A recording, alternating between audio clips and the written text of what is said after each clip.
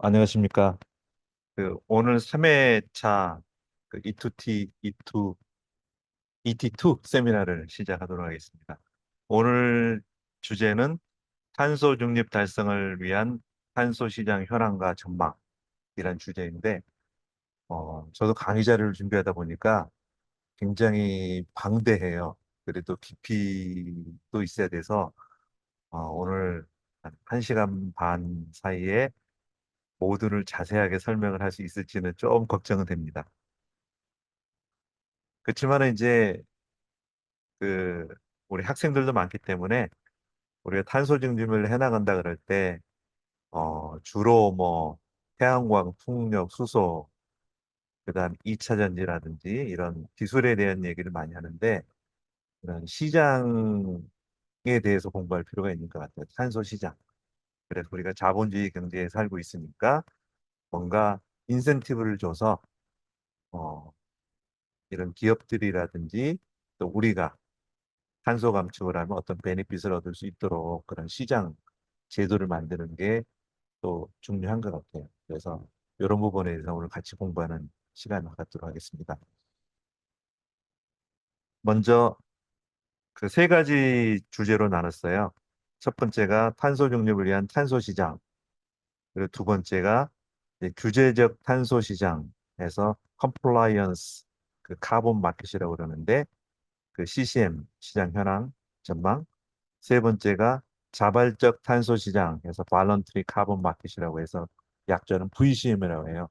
그 VCM의 현황 및 전망에 대해서 살펴보도록 하겠습니다.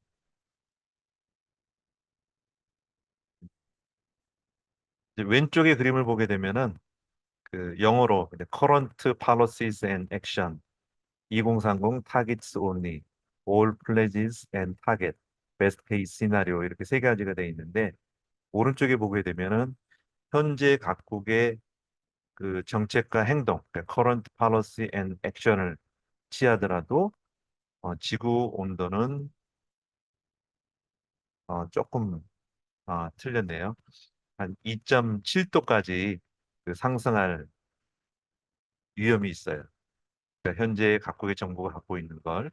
그리고 또 우리 파리 협정에 의해서 그 2001년에 2030 NDC라는 걸 그 제출했죠. 그걸 가지고 하더라도 2.4도, 4도까지 상승할 수 있어요. 여기네요. 그러니까 2100년까지 지구온도가 2.4도 상승을 할 수 있다.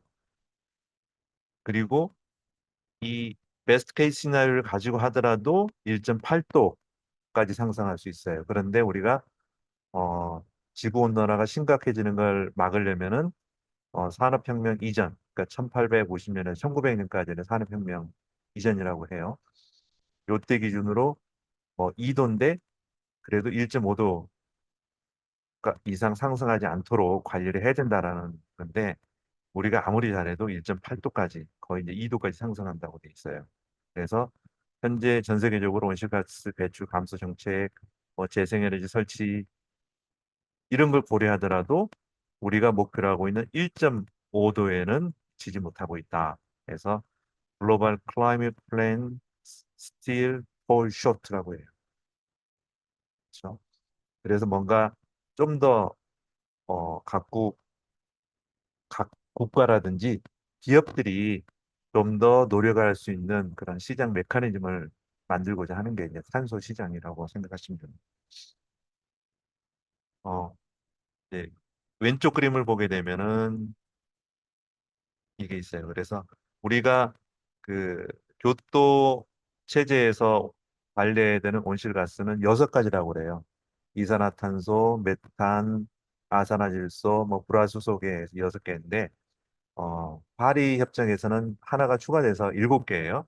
근데 대부분은 그, 그 화석 에너지의 기원이라고 할 수 있는 이산화탄소하고 메탄이에요. 그래서 보게 되면은 밑에 있는 게 이게 이산화탄소예요. 이산화탄소가 각 기관별로 보면은 뭐 연간 2.8%, 1.3%, 1.1, 2.7, 1.7 이렇게 계속 증가돼서 한 2020년 기준으로 하게 되면은 이산화탄소 배출량이 한 350억 톤 정도 돼요.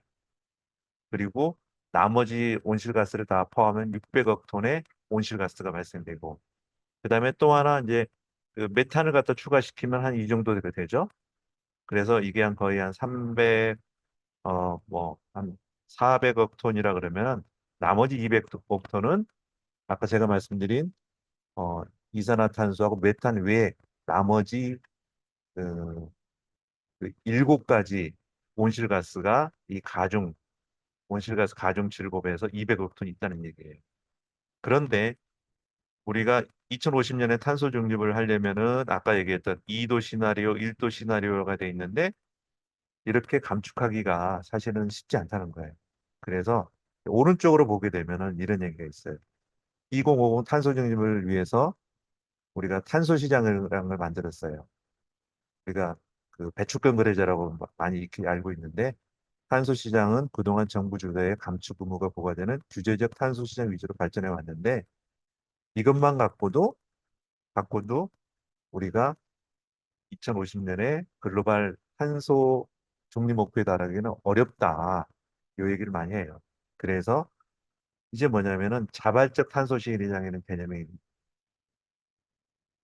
추가가 돼요. 도입이 돼요. 그래서 정부 주도의 탄소를 감축의 시장 외에 이 민간이나 우리 같은 개인들, 비정부 기관들이 이 온실가스 감축에 참여할 수 있는 새로운 시장 메커니즘을 만들어야 된다. 근데 사실 이제 자발적 탄소 시장이라는 것도 이따가 세 번째 섹션에서 얘기를 하자면 좀 쉽지는 않아요. 여러 가지 제도 면에서. 그래서 요걸 말하는 거예요. 그래서 여기 위에 있는 이제 까만 것들이 우리가 규제 탄소 시장을 통해서 온실가스를 감축시키고 싶어 하는 건데, 이것만 갖고는 2050년에 탄소 중립을 달성하기 어려우니까 이런 이 자발적 탄소 시장, 영어로는 발런트리 카본 마켓이라는 것을 같이 도입해서 탄소 중립을 이루어야 된다. 해서 요런 이제 하나의 또 그 인센티브 제도가 들어가고 있어요. 예. 5번째 슬라이드로 가게 되면은 아마 5시 정도 되면은 아마 우리 강의 자료 공유시켜 줄 거예요. 이제 우리나라의 상황을 알 필요가 있어요.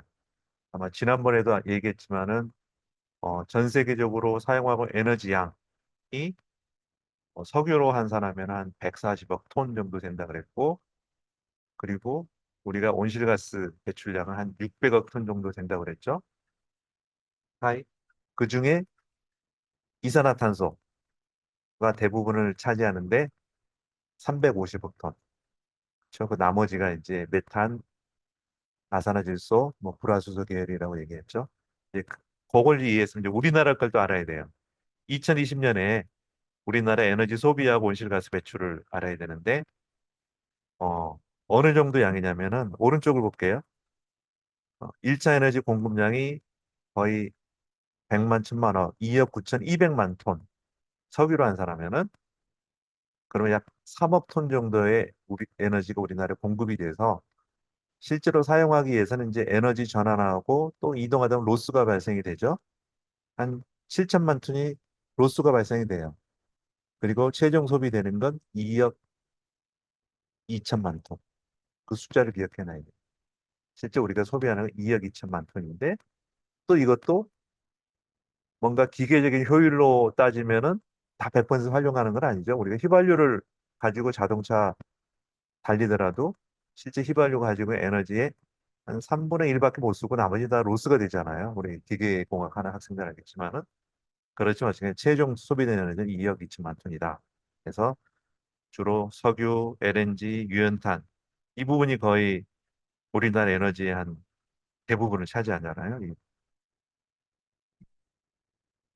그리고 이제 그 에너지 중에서 우리가 전기를 만드는 발전한 에너지가 여기서는 한 555 테라와트 시라고 돼 있는데 약 지금 한 600 테라와트 정도예요. 그 얘기는 우리나라 전체 소비하는 에너지 한 20%는 전기고 나머지 80은 아직은 열로 소비된다. 그걸 알고 있어야 돼요.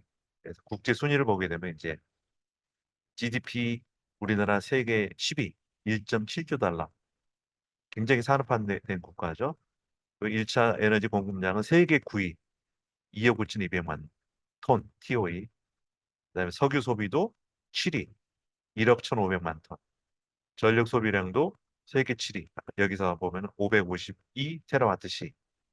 제조업 비중도 25%. 그러니까 우리가 제조업이 많기 때문에 에너지를 많이 쓰는 거예요. 나쁘다고 생각하면 안 돼요.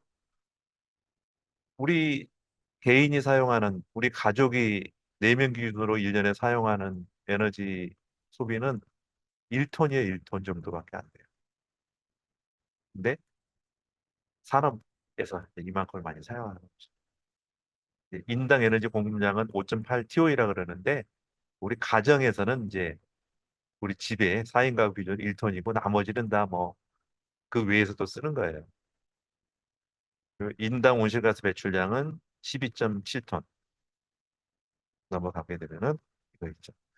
2020년 기준의 온실가스 배출량은 6억 5,620만 톤. 그렇죠? 요 상관관계를 알고 있어야 돼요. 2억 9,200만 톤의 에너지가 공급돼서 2억 2,200만 톤을 소비하는데 여기서 발생하는 총 온실가스는 6억 5,622만 톤이다. 그렇죠? 그 중에 이제 비율이 있죠. 에너지, 에너지라는 걸로 사용하는 게 뭐 한 86%다. 그 중에서 또 에너지 산업이라 그러면 뭐, 발전 이런 게 들어가겠죠. 제조, 건설업, 수송, 이렇게 비율이 나눠져요. 요것도 나중에 필요하면 또 보실 필요가 있어요. 어? 그리고 국내에서 보면 해외에서 수입하는 에너지량이 93%다. 그래서 우리가 우리나라의 어떤 탄소 중립을 이루기 위해서 재생 에너지, 뭐 태양광이나 풍력을 하자 어렵긴 하지만은 사실 어떻게 보면 좋은 의미예요. 이 93%를 갖다 우리가 해외 수입할 때 돈을 쓰잖아요. 그 돈을 줄일 수 있는 거기 때문에 나가는 달러를.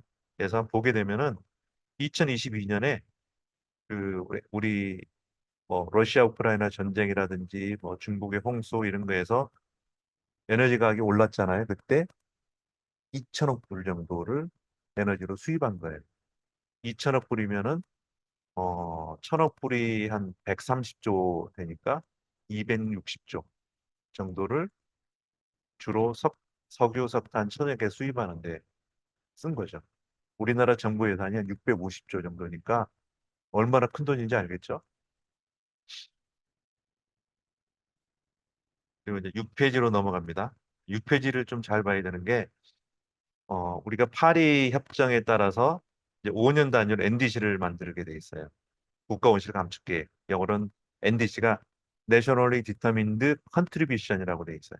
그래서 우리가 2030년까지 온실가스 감축 그 맵을 만들어 놨어요. 그리고 2050 탄소 중립 시나리오도 LEDS라고 그래서 이렇게 만들어 놨어요. 근데 이제 보게 되면은 2030 NDC고 내년에는 2035 NDC를 만드는데 우리나라 기준은 2018년에 7억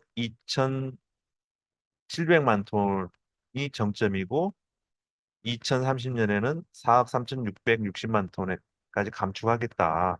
이런 목표를 세운 거예요. 그래서 2050년에는 순 온실가스 배출량을 제로로 하겠다.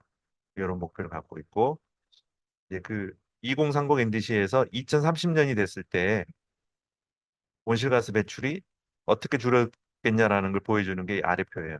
그래서 배출이 있고 전환이라는 건 연료 전환이에요. 그 우리 발전소 있죠? 뭐 석탄, 석유 이런 천연가스 발전소에서 연료를 전환하겠다 해서 앞에 연료가 빠진 거예요. 발전해서 산업에서 건물, 수송, 농축수산, 폐기물, 수소, 탄로. 탄로는 이제 중간에 새는 걸 말하는 거고, 그다음에 흡수 제거라는 게 있어요. 흡수원이 뭐냐면은 2018년 기준에 4,100만 톤인데 나무를 말하는 거예요. 나무가 CO2를 흡수하잖아요. 광합성 톤에서 이게 4,100만 톤이고 2030년에는 나무가 오래되면 이제 더 이상 성장을 안 하니까 흡수량도 줄어요. 2,700만 톤. 그다음에 CCUS가 있고 국제 감축이 있어요. 그러니까 다른 나라에서 우리 온실가스 감축한 거 우리나라 가져오겠다는 거. 그래서 요걸 보게 되면은 이 파란색이 있는 게 뭐냐면은 이따가 설명할 규제적 탄소 시장에서의 감축 영역이에요. 그러니까 그래서 전환해서 얼마, 산업, 건물, 수송 이런 쪽에서 우리가 온실가스를 감축을 해나가는 거죠. 그게 나중에 규제적 탄소 시장에 뭐냐면은 ETS라고 혹시 들어봤을 거예요. 탄소 배출 거래제. 요쪽에 속하는 시장이고 여기 나와 있는 이제 흡수원 CCUS가 빨간색으로 되어 있는 게 자발적 탄소 시장, 발런트리 카본 마켓에서 이 감축 영역에 속해요. 근데 여기 보게 되면은 2030년 누적이 아니에요. 2030년에 이게 이 연도에 요걸 하겠다는 거죠. 2030년에는 국제 감축이 연간 3,750만 톤을 하겠다는 거예요. 어마어마한 양이에요, 사실 이게. 이게 뭐냐면은 같은 양을 보세요.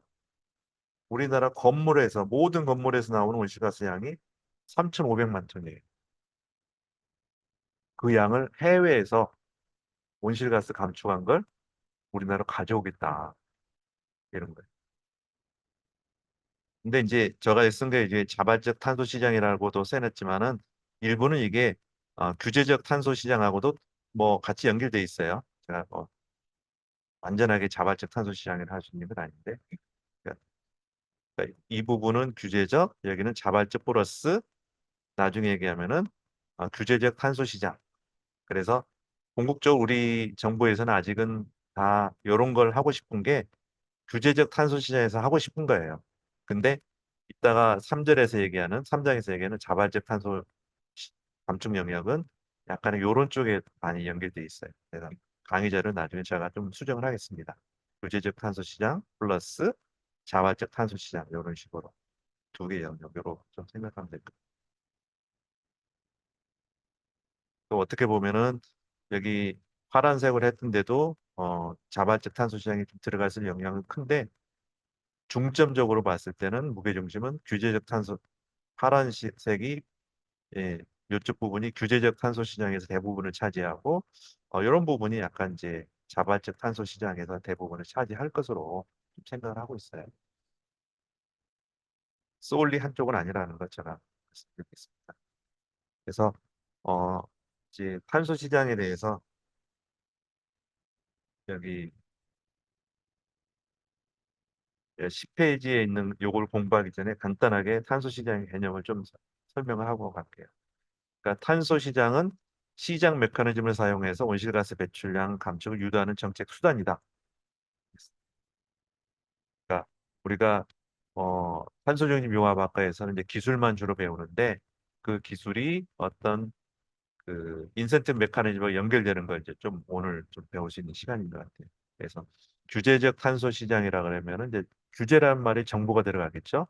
그래서 요쪽에 점선이 뭐냐면 CO2 캡이라고 돼 있어요. 캡은 상한인데 어, 두 개 A하고 B라는 기업이 있을 때 너희들 온실가스 배출을 여기까지만 해라라고 했을 때 더 배출한 이쪽에 왼쪽에 있는 기업 그리고 줄인 오른쪽에 있는 기업 그렇죠? 그러면은 더 많이 줄인 오른쪽에 있는 더 줄인 오른쪽에 있는 기업의 이 배출권을 카본 마켓 배출권 거래 시장에서 올려놓으면은 왼쪽에 있는 기업이 사갈 수가 있어요. 그렇게 해서 자기가 커버를 한다든지 없으면은 이제 정부에 페널티를 내는 거 이런 식의 메커니즘이 되는 게 규제적 탄소 시장이라고 얘기하고 있어요. 그다음에 자발적 탄소 시장은 뭐냐면은 이 정부 규제가 없는데 예를 들면은 뭐 내가 풍력 발전을 한다든지 그다음에 어 뭐 태양광 발전을 한다든지 또는 우리 산림이 훼손돼 있으면은 또 산림을 복원하는 일도 있을 수 있잖아요. 그러면 나무들이 온실가스를 갖다가 CO2를 흡수를 하니까 그러게 되면 어떤 탄소에 대한 크레딧을 받을 수가 있어요. 그걸 가지고 예를 들면은 초과 배출한 기업이 이걸 사오는 거예요. 이런 식으로. 근데 왼쪽에 있는 건 규제 시장이라고 그러고 오른쪽에 있는 건 자발적 시장인데 우리나라 아직 이제 자발적 탄소 시장 규제 탄소 시장이 이렇게 그 서로 왔다 갔다 연결돼 있지는 아직은 않아요. 근데 어떤 나라는 이제 이게 그 자발적 탄소 시장의 탄소 크레딧이 이 규제 시장에서도 쓸 수 있는 그런 식으로 준비된 나라들도 있다고는 얘기를 합니다. 그래서 저는 개략적으로 탄소 시장은 규제적 탄소 시장하고 자발적 탄소 시장이 있다. 그런데 기업들이 이렇게 탄소를 갖다가 줄이는 걸 강제를 해가는 쪽은 규제 시장이고, 그 다음에 뭔가 자발적으로 해서 자발적으로 하는데 그냥 공짜라는 건 없겠죠. 그걸 탄소를 줄일 수 있는 크레딧을 갖다가 팔아서 돈을 갖다가 얻을 수 있는 그런 메커니즘을 만들어 놓은 게 자발적 탄소 시장이다. 이렇게 생각하시면 되고, 시장 규모가 2021년 기준으로는 이런 규제적 탄소 시장, 그러니까 배출권 거래제라고 하는데 거의 글로벌한 시장 규모가 9천조 달러였대요. 거래된 게 주로 유럽이었겠지만은, 근데 자발적 탄소 시장은 20조 달러. 아직은 적은데 요 시장이 커질 수도 있다라는 전망이 있어요. 이제 8페이지로 넘어가면은 좀 글이 많은데, 이제 혹시라도 나중에 관심 있으면은 어 교토 의정서, 1997년에 체결한 교토 의정서하고 2011년에 체결한 파리 협정, 영어는 파리스 어그리먼트인데 두 개를 좀 공부해 볼 필요가 있어요. 근데 지금은 이제 교토 의정서는 이제 already terminated 끝났기 때문에 참고로 보시면 돼요. 이제 교토 의정서를 보게 되면 이제 1997년 콥3 당사국 총회라 그러죠. 콥3에서 교토 의정서가 채택이 되면서 뭔가 탄소 감축을 그 시장 메커니즘을 통해서 해보자라고 이제 생각하면서 탄소 시장을 만든 거예요. 그래서 시장 원리에 따라서 배출권 거래제, 청정 개발 체제, 공정 이행 체제, 이런 세 가지 수단을 만들었어요. 그래서 1997년에 교토 의정서에서는 우리가 온실가스 배출을 한 나라가 주로 선진국들이잖아요. 현재는 이제 가장 많이 배출한 게 과거 선진국들하고 중국이요. 중국. 근데 누적적으로 가장 많이 한 건 이제 과거의 선진국이죠. 미국을 비롯한 유럽들 이런 국가들. 그래서 38개 선진국들만 그 온실가스 감축 의무가 있었어요. 그래서 뭔가 온실가스 감축을 하기 위해서 배출권 거래자라는 걸 만든 거예요. 그러면 온실가스 배출한 기업들이 뭔가 점차적으로 줄여가게 하자. 선진국에서. 그리고 두 번째는 청정개발 체제 CDM이라고 얘기해요. 클린 디벨롭먼트 메커니즘인데 온실가스 감축 의무가 있는 국가는 안엑스 1이라 그래서 38개 선진국 국가하고 없는 안엑스 2 국가가 있어요. 그 당시 우리나라 안엑스 2 국가인데 그러면은 돈하고 기술이 있는 선진국에서 돈하고 기술이 부족한 소위 말 안엑스 2 국가에 가서 온실가스를 감축해 주면은 그 실적을 자기 나라로 가져오는 거. 그게 청정개발 체제라고 그래요. 그리고 공동이행 제도는 선진국들이 아까 38개 국가들 간에 니네가 어려우면 우리가 돈 대고 기술 대서 너네 나라 가서 온실가스 감축하고 어떻게든 나눠서 서로 사용하자. 요게 공동이행제도에서 JIT라고 그래요. JI, Joint Implementation 이렇게 있었어요. 근데 요건 이제 이미 그 끝났기 때문에 뭐 그렇게까지 관심을 가질 필요가 없는데 2015년에 파리 협정이 체결되고 나서 그 뒤로 또 시간이 많이 흘러서 2021년에 콥 26에서 뭔가 좀 더 강하게 온실가스 감축을 해야 되겠다 하면서 이 자발적 탄소 시장이 좀 더 강화돼야 되겠다 이런 얘기가 나오기 시작한 거예요. 그래서 이따가도 얘기 좀 잠깐 나오죠. 파리 협정 6조에서는 뭔가 이 온실가스를 감축하기 위해서 기존에 있던 것보다 좀 더 강화된 걸 얘기하는 거예요. 이제는 모든 국가가 파리 협정에 서명한 국가가 195개국이에요. 크든 적든 모든 온실가스 감축 의무를 갖고 있어요.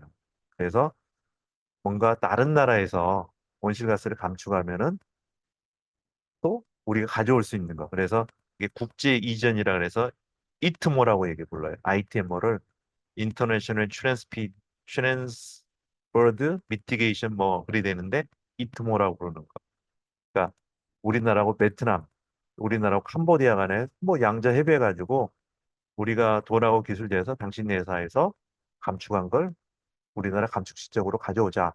근데 당신네 30, 우리나라 70. 이렇게 협의를 하면 되는 거예요. 예. 네. 그리고 6조는 이제 아직은 그 협의되고 있는 거라고 그럽니다. 아마 콥 29에서 아마 좀 더 확정이 될 건데 아까 얘기했던 이제 청정 개발 체제가 CDM인데 이거 이름이 SDM으로 바뀌어요. 우리 ESG 배울 때 같이 Sustainable Development Mechanism 해서 여기서는 이제 195개 당사국들 모두가 서로 상대국에 가서 온실가스 감축을 하게 되면은 서로 합의하에 또 가져오는 거. 근데 여기는 UN 기구, UNFCC라는 게 들어가서 뭔가 거기서 검증을 받아야 돼요. 그런 거. 그러니까 중앙에 UNFCC가 들어가는 거고 이트모는 없이 그냥 뭐 서로 두 개 또는 뭐 세 개 나라 간에 합의만 하면 되는 거예요. 요런 게 들어가요. 그리고 이제 밑에 가면은 우리가 그 아리백 많이 들었죠? 아리백. 아리백 하면서 그리고 또 지속 가능성 공시 ESG를 들으면서 좀 느낀 것들은 아, 이제 기업들이 온실가스를 많이 감축해야 되겠다라고 하는데 규제 시장 말고 이런 자발적 시장에서도 온실가스 감축하는 걸 기업의 ESG 공시에도 쓸 수가 있거든요. 실제 국가 감축 목표에는 안 쓰더라도. 그래서 이런 자발적 그 탄소 시장에 대한 관심이 올라가고 있는데 문제는 이제 약간 불투명성 또는 에라 때문에 조금 2023년에 그런 그 문제가 터져가지고 약간 쉽긴 했는데 그게 또 이제 뭐랄까 커렉션이 될 것 같아요. 그래서 이제 시장 전망을 보게 되면 블룸버그 NF는 탄소 상세 수요가 2050년까지 36배 이상 성장할 것으로 전망하며 자발적 탄소 시장 규모도 계속 늘어날 거다. 이렇게 얘기해서 2050년에 한 1조 달러 정도까지도 연간을 말하는 거예요. 성장할 수도 있다. 근데 앞에 얘기했던 거 보세요. 2021년 기준으로 이 규제적 탄소 시장 주로 ETS 시장인데 9천도 달러예요. 자발적 탄소 시장은 20조인데 이게 1조 달러까지도 성장할 수도 있다. 그러면 나중에 이제 그런 자발적 탄소 시장에서 온실가스를 감축하는 거, 회피하는 사업들이 뭐냐라는 걸 알아둘 필요가 있는 거예요. 그게 이제 공학하는 사람들이 내가 기술을 개발하고 어떤 사업을 하는데 그게 어떻게 경제적으로 연결되는지 그걸 좀 아는 게 오늘 강의의 어떤 그 결과물이지 않을까라고 생각해요. 이제 9페이지로 넘어가게 되면은 이제 컴플라이어에서 어떤 규제를 말하는 거예요. 어, 1997년에 아까 교토 프로토콜, 교토 우정사라는 게 체결됐다 그랬죠. 38개 그 선진국들만 감축 의무가 있었던 거. 그리고 2015년에 파리 어그리먼트 할 때는 모든 당사국 195개의 감축 의무가 있었고 그 2021년에 조금 더 이제 어떤 시장 룰이 만들어지고 있어요. 그래서 올해 콥 29 할 때 아마 조금 더 그 될 것 같아요. 그리고 파리 협정을 하면서는 5년 단위로 그 NDC를 갖다 제출하게 돼 있어요. 그래서 PA NDC 피리어드 2021년에 우리가 2030 NDC를 갖다가 제출했죠. 그리고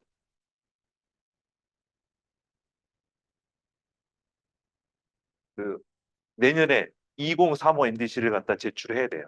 2035 NDC. 네, 솔직히 이제 모든 나라들이 NDC를 갖다 지키기는 어렵다는 얘기도 있어요. 그만큼 어려운 거죠. 그리고 이제 컴플라이 스킴이라는 게 결국은 아까 얘기했던 온실가스를 줄이기 위해서 뭔가 시장 메커니즘을 들어간 게 ETS가 있다 얘기하지만 이미션 트레이딩 시스템, 탄소 배출권을 거래하는 거 많이 줄인. 우리가 좀 쉽게 줄이면 많이 줄일 수 있겠죠? 어려운 데는 어렵죠. 포스코 같은 경우는 어렵지. 그래서 그 탄소 배출권을 거래할 수 있는 시장이 유럽에는 2000제 5년에 생겼죠. 1997년에 교토 의정서가 된 다음에 거의 한 8년 후에 생긴 거죠. 그다음에 뉴질랜드, 캘리포니아, 중국, 한국도 ETS가 개설됐어요. 2015년에. 이런 식으로. 그다음에 코르시아라는 건 이제 국가의 어떤 시장은 아닌데 우리 비행기에서도 온실가스를 많이 배출한다는 얘기 들었죠. 항공기, 국제항공연합 같아요. 여기도 언제까지 온실가스를 줄이자. 안 하면 페널티를 내라. 요런 식이 돼요. 그래서 이 코르시아는 자발적 탄소 시장하고도 연결돼 있어요. 그리고 이제 자발적 탄소 시장하면은 이따가 이제 설명하지만은 이 탄소 이 인증할 수 있는 이제 그 스탠다드가 만들어지기 시작했어요. 96년에 ACR, 뭐 CAR, GS, VCS, VCS 레드 플러스 뒤에 나옵니다. 이런 게 생기기 시작해요. 그래서 자발적 탄소 시장 인증기관에서 탄소를 줄이기 위해서는 컴플라이언스 카본 마켓하고 발런터리 카본 마켓이 이렇게 같이 계속 발전하고 있다. 이렇게 이해를 하시면 됩니다. 그리고 이제 탄소 시장이 처음에 만들어져서 뭐 좀 이렇게 인기가 올라갔죠. 이게 가격이니까. 그러다가 축 처져서 지금 이러고 있어요, 사실은. 과연 이게 뭐 처음에 탄소 시장을 만들었더니 골드러시까지 올라갈 수 있을 건가? 근데 이건 이제 각 국가들이 만든 NDC를 달성하기 어려워지면은 탄소 시장에 대해서 조금 더 관심이 커지고 가격이 올라갈 수가 있죠. 지금은 이렇게 비리비리한 이유는 제도의 문제도 있어요. 제도의 문제 중에 하나가 대부분 우리나라 무상할당이다. 그쵸? 국가가 거의 뭐 실제로 뭐 96% 그냥 무상으로 주니까 평균 그게 만약 100%라 그러면 이제 무상이 0이 된다 그러면 난리가 나죠. 그렇죠? 못 줄이면 다 페널티를 내야 되니까. 근데 이 페널티 낸 돈 갖고 다 뭐 하겠어요? 우리 국가가 그냥 다른 데 쓰는 게 아니라 탄소 중립해 나가는 에너지 전환을 하는 되게 재원으로 쓰는 거예요. 사실은 그 돈을. 뭐 도로 건설할 때 쓰는 게 아니고 항만할 때 쓰는 게 아니라 에너지 전환하는 그런 R&D라든지 사업에 투자를 해주는 거예요. 배출권 유상할당했던 그 돈들은. 그래서 이제 10으로 넘어가서 이제 요건 하나 이제 기억해 두면 좋아요. 이제 규제적 탄소 시장하면 영어로 Compliance Carbon Market 그리고 자발적 탄소 시장 하면은 VCM인데 규제적 탄소 시장에는 이제 크게 이 탄소세하고 배출권 거래제가 있다. 탄소세 하면 이제 카본 텍스 그냥 우리가 뭐 물건 살 때 10% 부가가치세 매기잖아요. 그런 거 같이 5% 탄소세 이렇게 내면 되는 거예요. 그리고 배출권 거래제는 이제 ETS라고 그러고 제가 설명을 할게요. 그 다음에 자발적 탄소 시장은 이제 크레딧 메커니즘 뭔가 온실가스를 줄이는 사업을 했으면 이제 크레딧을 주는 거예요. 그리고 내부 탄소 가격제 하면은 기업들이 뭔가 이 탄소 1톤당 가격이 얼마인지를 정해놓고 사업 추진할 때 쓰는 이제 그런 또 부분도 있어요. 그래서 볼게요. 탄소세는 뭐냐면은 온실가스 배출량 단위당 세금 부과로 정부가 탄소 배출 기업의 사회적 비용을 직접 추징하는 거. 그렇죠? 물건 살 때 우리 부가세 10% 같이 뭐 2나 3을 그냥 직접 때리는 거죠.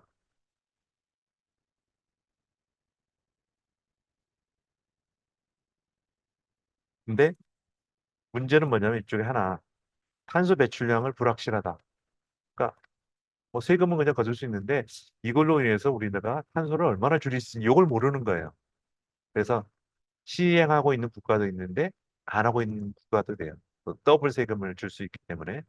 근데 이제 배출권 거래제가 많이 되고 있는데 국가, 지역 또는 제도에 의해서 제한된 온실가스 총량 내에서 참여자가 할당량을 발휘하는 거. 또 우리가 예를 들면 연간 6억 뭐 예를 5천만 톤을 저기 배출한다. 전체적으로. 그러면은 어떤 조건에 해당하는 기업들에 대해서는 당신들이 작년에 배출했던 양이 만약에 100이라 그러면은 올해는 올해는 90은 배출해야 되는데 나머지 10은 배출할 때는 배출하려면 우리한테 유상으로 배출권을 사가. 그러면 돈 내기 싫으니까 줄이려고 하겠죠. 요런 걸 말하는 거예요. 국가가 어떤 캡, 뭔가 이 위에 상한을 정해놓고 줄여주는 거. 그래서 탄소 배출권이 있는 거예요. 그래서 이때는 정부는 배출량을 보정한다. 그러니까 정부가 NDC를 관리하기 가장 좋은 거예요. 그냥 연도별로 또는 배출권 거래제 어떤 그 기간 동안에 얼마 정도 배출하겠다 캡을 세워놓고 거기서 이제 유상무상 할당을 하는 거. 그러면 총량을 할 수 있다는 장점이 있다고 합니다. 이제 크레딧 메커니즘 뭐냐면은 이제 개인, 기업, 정부, 비영리 단체 등이 다양한 조직이 자발적으로 탄소 감축 프로젝트에 참여하는 거예요. 참여한다는 뭐 나도 그렇고 기업들도 그렇지만 공짜일 때는 안 하겠죠. 그러니까 탄소 감축을 온실가스 감축이에요. 하게 되면은 그 감축 성과를 탄소 크레딧이라 해서 그걸 다른 쪽에 팔 수 있는 거. 그래야지 내가 열심히 하잖아요. 사업이 될 수 있고 그런 거. 그래서 인증서는 탄소 크레딧이 되는 거예요. 그리고 내부 탄소 가격제는 우리가 제가 에너지 사업 타당 평가 그 강의를 이번 받게 하는데 뭔가 SK 같은 데서 사업을 해나갈 때 사업의 수익성을 갖다가 뭐 NPV, 뭐 순위 현재 가치, IRR 뭐 이런 걸로도 평가를 해요. 그런데 그 사업이 탄소 배출을 많이 한다. 그러면 나중에 리스크가 크잖아요. 그때 그 사업에서 탄소 배출을 하면은 탄소 가격으로 수익을 까요. 그렇죠? 그 대신 또 탄소 배출을 줄일 수 있으면 수익을 올려줘요. 그런 식으로 해서 친환경 사업을 어, 메리트를 주는 거. 요게 이제 내부 탄소 가격제에 사용되고 있어요. 나중에 자료를 보시고. 그다음에 11페이지에 이제 규제적 탄소 시장 메커니즘이 있는데 이게 레귤러터리 바디라는 건 정부라고 할 수도 있겠죠. 그러니까 리퀴디티 프로바이더도 약간의 이제 우리 우리나라 뭐죠? 뭐 증권거래소 같은 거. 그래서 기업 A하고 B가 있을 때 A가 내가 할당받은 배출량에 예를 들면은 어 100인데 110을 배출했어요. 까만 거. B가 110을 배출했으면 10에 대해서는 돈을 내야 돼요. 그렇죠? 톤당 얼마. 근데 B는 100을 할당받았는데 95만 배출했어요. 뭐 5는 덜 배출했잖아요. 그럼 5를 갖다가 이 B에다 팔 수 있어요. B가 정부에 내는 세금이 만약에 톤당 예를 들면 30달러인데 B 기업 A 기업에서는 톤당 20달러에 살 수 있으면은 세금 안 내고 A 기업 사오면 되겠죠? 그런 식으로 이제 시장 메커니즘. 그러니까 A 기업은 온실가스 배출이 감축이 좀 더 쉬운 기업이겠죠. B 같은 경우는 뭐냐면 포스코 제철, 수소하는 제철이 되기 전까지는 줄이기 어렵잖아요. 이런 거. 그러니까 이렇게 이제 시장으로 거래할 수 있는 거. 이걸 갖다가 이제 말하는 거고 자발적 탄소 시장은 아까 얘기했던 대로 기업 뭐 개인 기업 정부 비영리 전체 등이 사회적 책임을 다하게 자발적으로 탄소 감축 프로젝트에 참여해서 감축 기적을 탄소 크레딧으로 거래하는 시장 말하는 거예요. 그래서 요거 이따가도 나오기 때문에 근데 이제 요거는 있어요. 아직은 연결되지 않는데 규제적 탄소 시장에서 뭔가 내가 배출 할당을 받은 거예요. 이미션 얼라원스를 받아서 그렇죠? 아까 100을 할당받았는데 95만 배출할 수 있고 110을 배출할 수도 있다 그랬잖아요. 그리고 카본 크레딧은 내가 자발적으로 했던데 했던 걸 갖다가 뭐 소위 말하는 그 기업의 어떤 ES 경영에서 팔 수도 있고 이 부분이 아직은 안 들어가 있는데 Regulated Offset Credit 자발적 탄소 시장에서의 어떤 탄소 감축 양을 이 규제 시장에 가져올 수도 있어요. 나중에 지금 아닌데 지금 끊어져 있어요.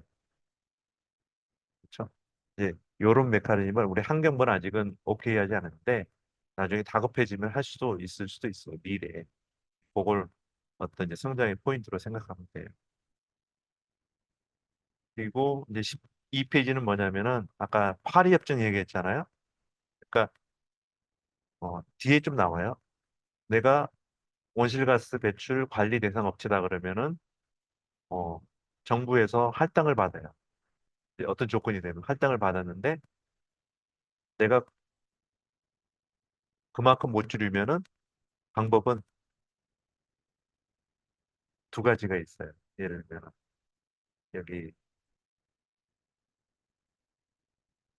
설명하기 좀 어려울 수도 있는데 먼저 얘기할게요. 파리협정 6조에서는 자발적 탄소 시장의 성과를 NDC에 활용할 수 있도록 인정하면서 기업, 금융시장, 정부 등의 관심을 끌고 있다. 근데 아직은 이게 완벽하게 그 메커니즘이 연결되지는 않았다고 얘기해요. 아직은.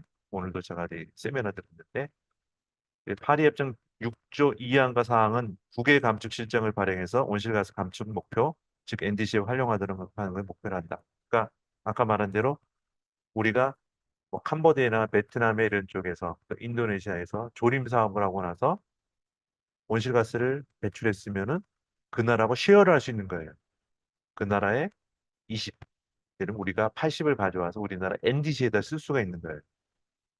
그렇죠?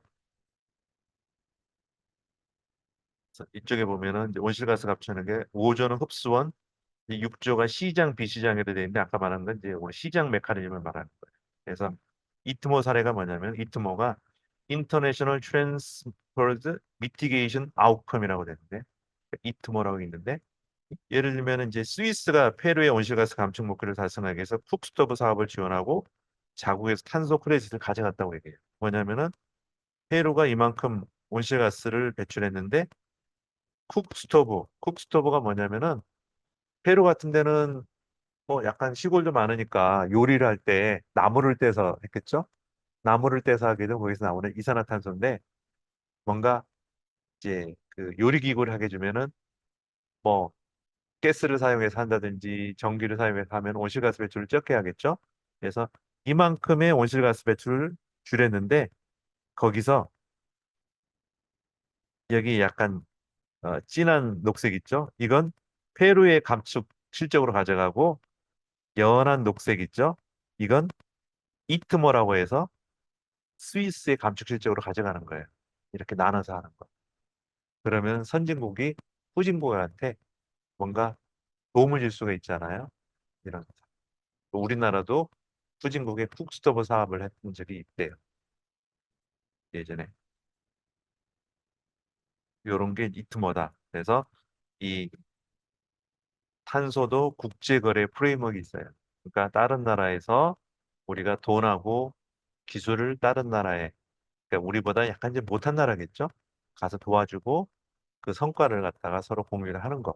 이런 식의 이제 국제거래가 되기 때문에 혹시 이제 우리 뭐 탄소 중립에 관심 있는 학생들은 이제 그런 쪽에도 나중에 일할 수가 있는 거예요. 그러니까 회사 내에서 내가 뭐 이런 에너지 하나에 관한 일을 하면서도 국제 사업이 있을 수가 있어요.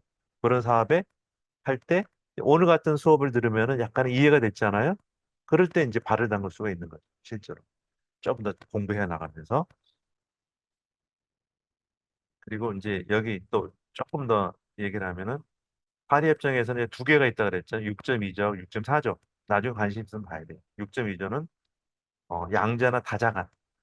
그러니까 유엔이 끼지 않고 우리나라하고 칠레하고 우리나라하고 페루하고 우리나라하고 뭐 캄보디아하고 협의하면 되는 거예요. 근데 6.4조라는 건 중앙 감독형 체제. 그러니까 UNFCC가 딱 앉아 있는 거예요. 그래서 우리가 A라는 국가에서 뭔가 탄소 감축을 하려면은 뭔가 사업 계획서라든지 방법론을 UNFCC한테 보고를 하고 승인을 받아 하는 거예요. 이게 가장 클린한 거예요. 그렇죠? 남들이 봤을 때 아우 뭐 사기다 이런 얘기는 안 할 수 있지. 어디 가서 인정받을 수 있는 거죠. 요건 아직 이제 거의 그 협의해서 거의 완성되고 있는 거라고 이렇게 해서 크레딧을 받는 거예요. 이 크레딧을 가지고 서로 공유하는 거. 그래서 이트모 아까 인터내셔널 트랜스퍼드 미티게이션 아웃컴 다른 나라로 가져가서 NDC 활용해 쓰는 거. 요 얘기를 다시 왜 중요하냐면은 여기로 갈게요. 국제 감축 3,700만 톤 있잖아요. 이게 이트모로 가져오는 거예요. 근데 그게 얼마나 큰 양이냐? 우리가 2030년에 건물에서 발생되는 온실가스를 줄여서 3,500만 톤을 하는 거예요. 어마어마한 거예요. 그쵸? 다른 나라하고 시행하려면은 실제로는 그 사업이 3,700만 톤이 아니라 거의 5천만 톤에 6천만 톤짜리 감축 사업이 있어요. 우리나라 가져오는 거예요. 그렇죠? 이게 그리고 매년이라는 게 매년. 무슨 얘기인지 알겠죠? 그만큼 여기 흡수 제거 쪽에가 어마어마한 발생하기 어려운 리스크가 있는 거예요. 뭐 나무는 뭐 그렇다 치지만은 CCUS라든지 그렇죠? CCU and CCS. 그래서 우리 강원도도 지금 뭐 시멘트에서 나오는 온실가스를 그러니까 CO2를 갖다가 뭐 자갈이라든지 돌로 만들 수 있는 그런 CCU 사업을 갖다 파일 저기 예타를 하고 있잖아요. 그런 거. 그런 거. 그런 것도 관심을 가져야 돼요. 그게 이 꼭지 때문에 한다. 우리가 뭐 CCU를 한다 그러는데 아 이게 CCU의 배경이 뭐냐라는 걸 모르면 안 돼요. 아 NDC도 알고 그다음에 2030 NDC 어느 꼭지에 CCUS가 들어있기 때문에 우리 국가 지방자치제 기업들이 이렇게 열심히구나를 알아야 되죠. 카본 어떻게 캡처하냐, 뭐 어떻게 유틸리지 하냐도 중요하지만 그 근원을 모르고 하면은 조금 약해 뿌리가 그렇죠. 그거 그리고 13페이지로 가게 되면은 탄소 배출권의 이제 거래 현황 뭐 유럽이 가장 선도적으로 하고 있어요. 유럽 그다음에 UK가 이제 유나이티드 킹덤 영국이죠. 그다음에 캘리포니아 쪽도 그 노스 아메리카 뭐 RGJ가 뭐 어디더라고 그 미국의 뭐 서부인가 동부가 몇 개 주 이걸 열람을 얘기하고 있어요. 중국, 한국, 뉴질랜드 이런 거 해서 이쪽에서 났죠. 2011년 기준으로 158억 톤이 배출권 거래 대상인 거예요. 전 세계적으로 CO2 얘기하면 얼마나 그랬어요? 350억 톤 중에 158억 톤이 ETS 거래를 되고 있는. 그 다음에 돈으로 따지니까 7,590억 유로, 거의 8천억 달러 정도 시장입니다.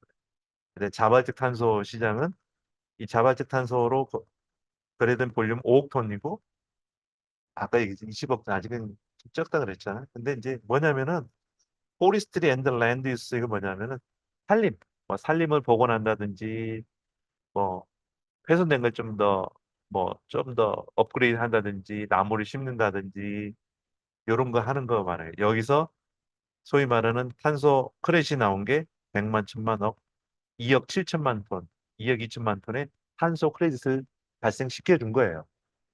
근데 이제 크레딧의 문제가 좀 있었던 건 이제 나중에 그다음에 리니어블 에너지도 2억 2천만 톤.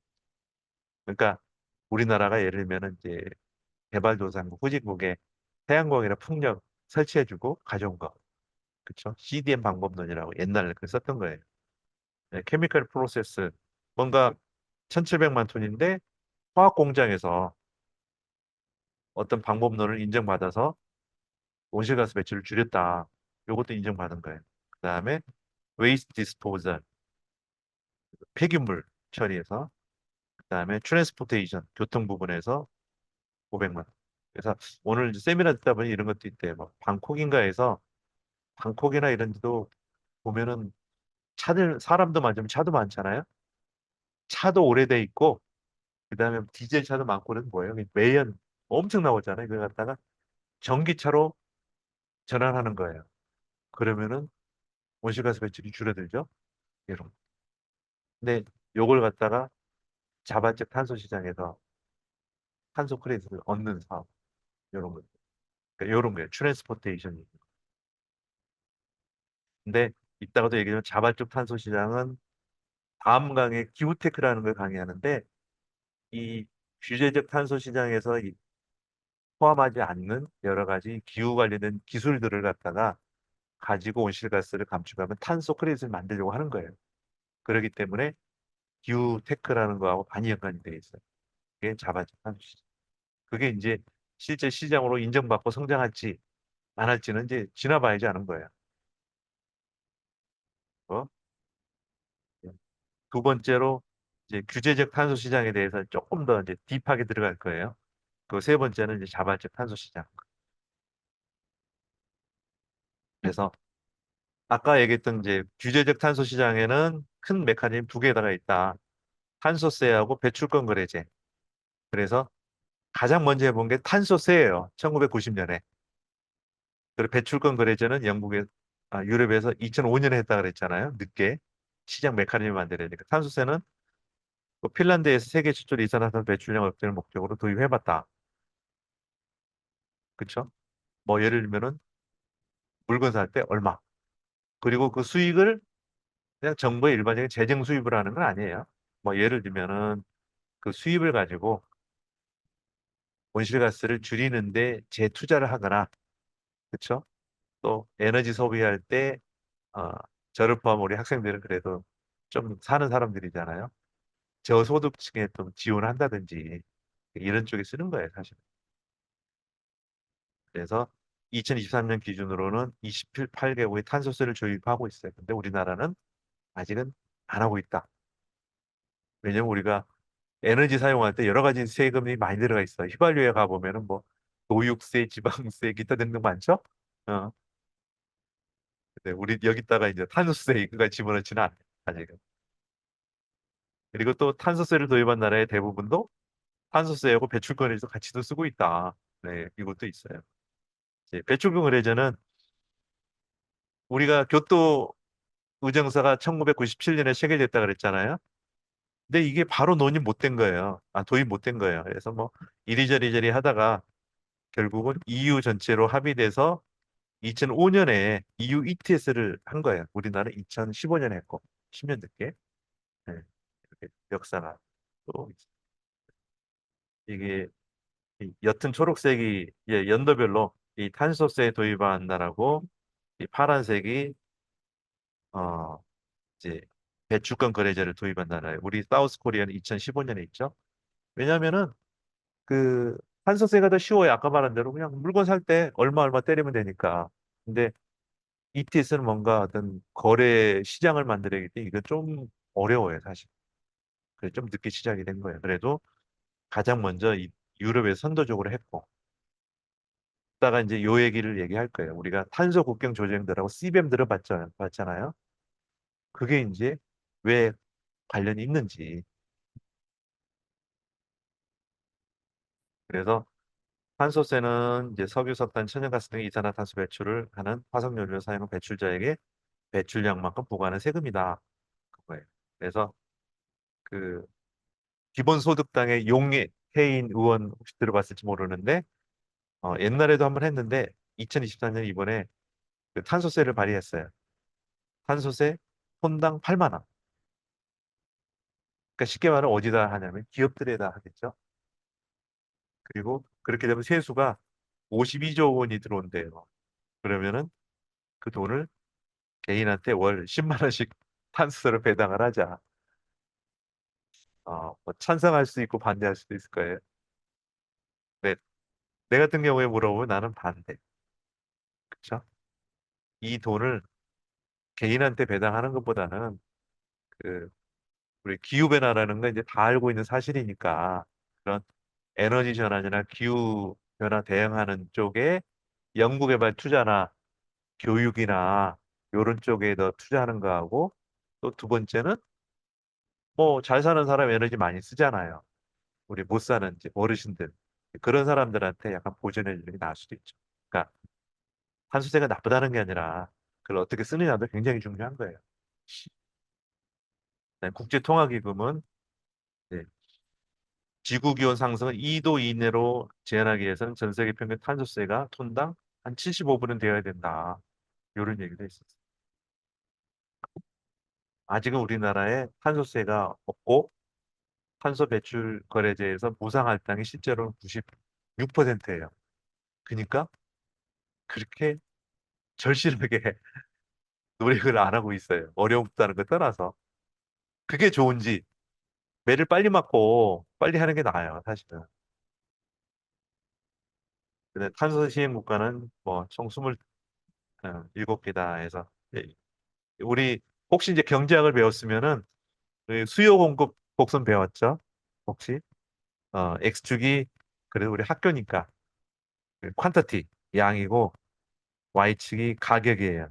그러면 여기 있는 빨간 선이 공급 곡선, 이 파란색이 우리 수요 곡선, 디맨드 커브라고 그럴 때, 어, 예를 들면 이거예요.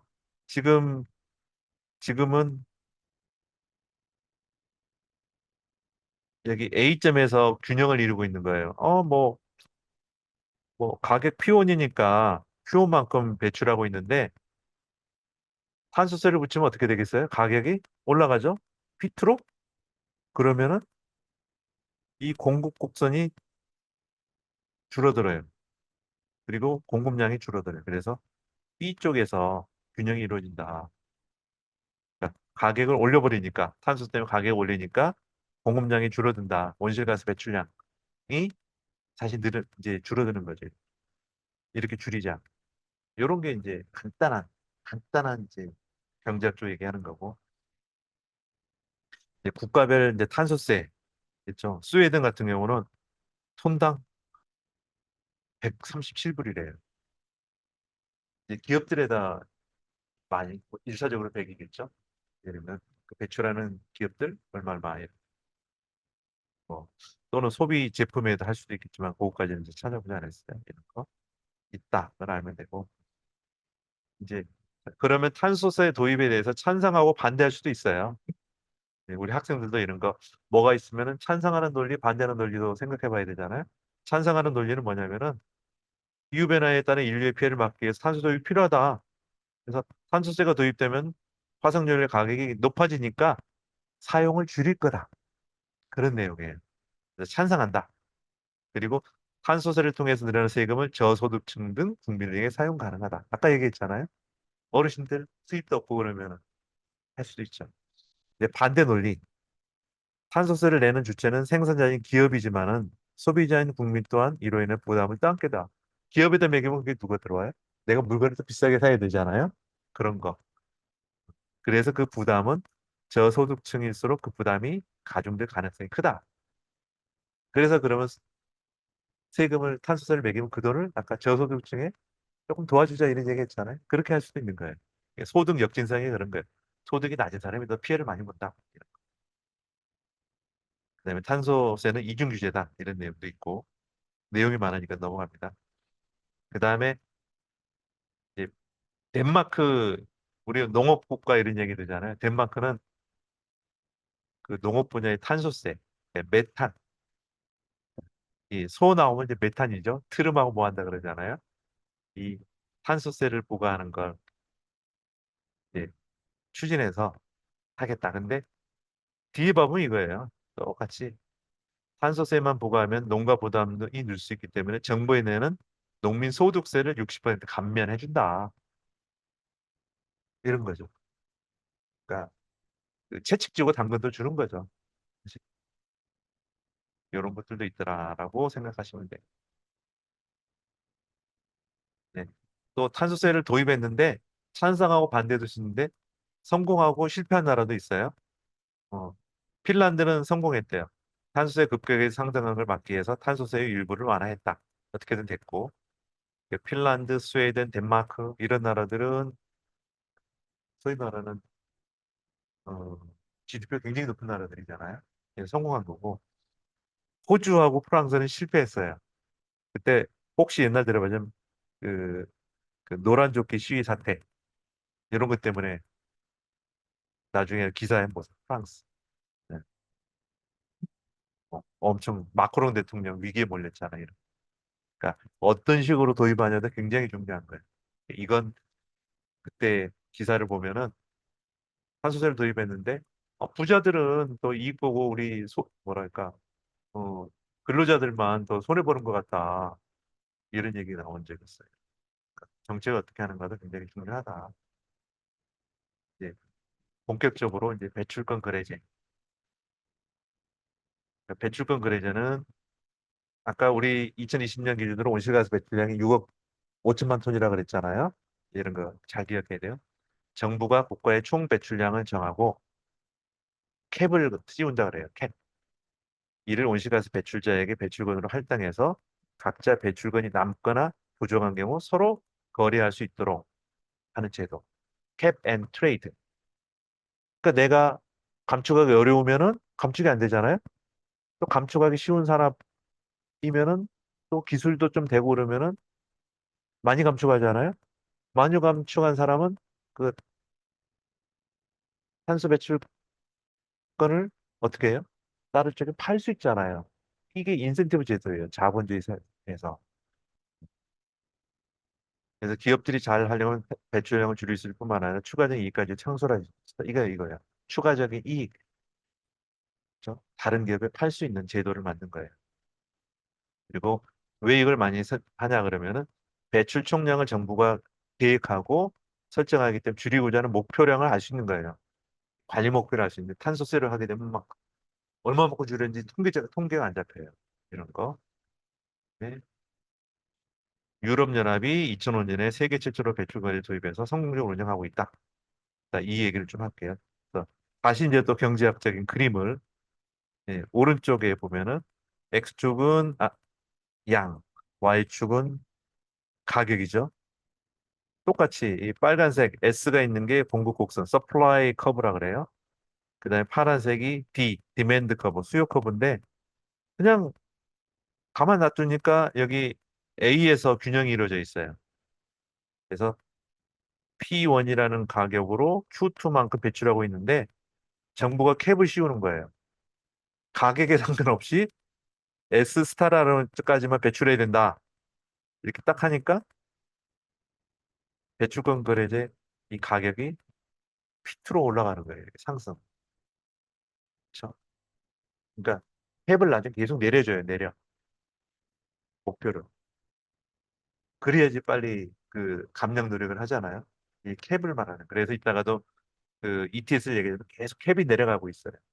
그러니까 무상할당이 처음에 100이다가 95다가 90이다가 예를 들면은 뭐 60으로 떨어지고 떨어지고 떨어져야 돼요. 그래야지 기업들이 돈을 내든지 아니면 감축을 하든지 이렇게 해 나간다. 요게 이제 배출권 거래죠. 그래서 이제 개념으로는 어, A라는 기업이 얼마만큼 배출 허용량을 받았는데 내가 실제 배출은 이렇게 하고 이게 남았어요. 그렇죠? 그리고 B 기업은 배출 허용량이 이건데 정부에서 할당받은 거 무상 배출량이 근데 실제 배출이 이렇게 했어요. 초과로 배출 이만큼 했잖아요. 그러면은 요걸 갖다가 B 기업에 파는 거예요. B 기업이 여기 가격이 자기가 내야 되는 세금보다 싸면은 그쵸? 분당 페널티보다 싸면 여기서 오겠죠. 이런. 그래서 보세요. 이제 포스코 등 국내 주요 기업들은 지난 2015에서 2020년 정부로부터 할당받은 배출권을 팔아서 약 5,600원의 이익을 거둔 것으로 추정이 된다. 웃기잖아요. 그 얘기는 뭐겠어요? 무상 할당이 잘못됐다는 얘기예요. 또는 그 기업들이 엄청 기술 개발해서 많이 배출량을 줄였든지. 근데 후자는 아니겠죠? 후자가 아니고 전자일 확률이 큰 거예요. 좀 무상 배출을 넉넉하게 줬을 확률이 큰 거예요. 혹시 네, 유럽의 배출권 그레이드 성과 요건 그냥 넘어갈게요. 이따. 중국도 ETS 시장에서 석유화학, 비철금속, 제지, 항공 등 고배출 산업을 추가로 ETS 시장에 포함해서 2030년까지 배출량의 중국 배출 70%를 관리할 계획이다. 왜 그러냐면 탄소 국경 조정대 할 때 결국은 우리나라에 돈을 안 내면은 유럽이나 미국에 돈을 내야 되는 거예요. 그렇기 때문에 우리도 유상 할당을 줄여야 돼요, 이제는 서서히. 예, 유럽도 유상 할당을 줄이고 있어요. 그렇죠? 온실가스 배출했는데 그만큼을 유럽 ETS다가 상세 배출권을 샀든지 아니면 돈을 냈는데 우리는 안 냈다. 무상 할당으로 다 뚱쳤다 그러면 그 차이를 어디다 돈을 내야 된다? 유럽에 내야 된다. 그다음에 미국도 소위 말하는 탄소 국경 조정제를 시행하려고 하고 있어요. 그럼 미국에 내든지. 그렇죠?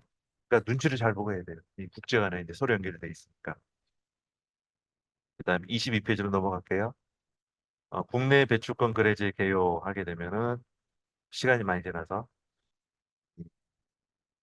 환경부가 있으면은 할당 대상 업체를 지정하고 고시를 해요. 그리고 할당량 결정하고 통보하고 그다음에 배출량을 기업들이 얼마만큼 배출한 보고하고 인증하고 배출량을 제출하고 2월 차입이라는 건 다른 데서 가져오든지 또 내가 적게 배출한 그걸 밤기로 가져가든지 이걸 2월이라 그래요. 또 상세제도 아까 말한 뭐 해외에서 했든지 그 자기 기업 바운더리 외에서 했던 걸 갖다 가져온 거다. 이렇게 배출권 거래소가 있고 여기서 이제 서로 사고 팔고 이런 게 있어요. 시간 관계상 많이 좀 못하겠어요. 환경부에서 배출권을 지급하고 그 다음에 혹시라도 이제 A하고 B 간에 서로 A가 B 쪽에 남은 걸 팔 수 있잖아요. 그럼 그쪽으로 팔고 그게 결제돼서 서로 이렇게 그 연결돼 있다 이런 얘기 내용인데 참고하시면 되고 그다음에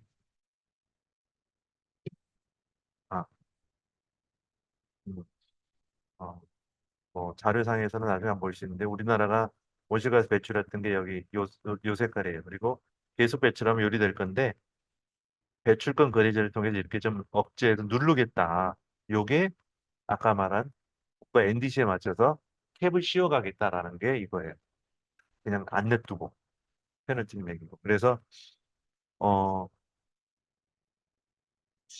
여기 있구나. 네. 우리나라에서 배출권 거래제를 세 번 했어요. 1기, 2기, 3기라 그래요. 1기는 15년에서 17년. 쉽게 말하면 이제 그냥 테스트로 한 거예요. 2기는 이제 조금 더 열심히 해보려고 한 거. 3기가 이제 본격적으로 한 건데 2021년부터 25년까지. 그래서 30년까지 17년 배출량 대비 24.4% 감축하겠다. 이런 목표를 세우고 아까 말한 할당하고 유상 할당을 조절해 나가는 거예요. 그렇죠? 근데 대상 업체가 뭐냐면 연평균 배출량이 12만 5천 톤 이상인 업체. 그리고 또는 2만 5천 톤 이상 사업장을 보유하는 업체들이 배출권 할당 대상 업체예요. 그래서 전체적으로는 쭉 가보면은 그 유상 할당이 10%라고 돼 있잖아요. 그러니까 어떤 산업에 대해서는 10%를 갖다 유상 할당으로 주고 예를 들면은 발전소 같은데 포항 제철 같은데 어렵다 그러니까 유상 할당을 안 해주고 그래서 이리저리 평균해 보면 실제로 10% 유상 할당은 맥스고 한 6% 정도 유상 할당이래요. 4%. 그러니까 기업들이 아직은 조금 덜, 덜 신경 쓰는 거예요.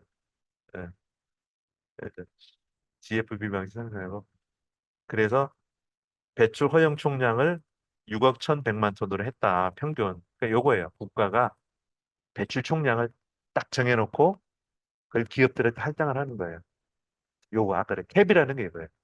6억 1,000만 톤. 이게 쉽게 말하면 해놓고 나서 이게 무상 할당인 거죠. 그다음에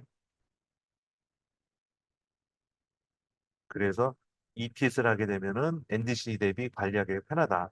연도별로 얼마를 하게 되는 거. 그래서 이제 3기로 보게 되면 21, 22, 23, 24, 25가 있죠. 사전 할당량이 이거예요. 5억 8,900, 5억 8,900, 5억 8,900. 그 다음에 또 뭐가 5억 6,700, 5억 6,000. 요걸 가지고 전환이라는 게 발전소라 그랬죠. 이만큼 산업단지 뭐 이렇게 건물 수송, 폐기물 이렇게 해서 공공 요만큼을 갖다가 할당을 하는 거예요.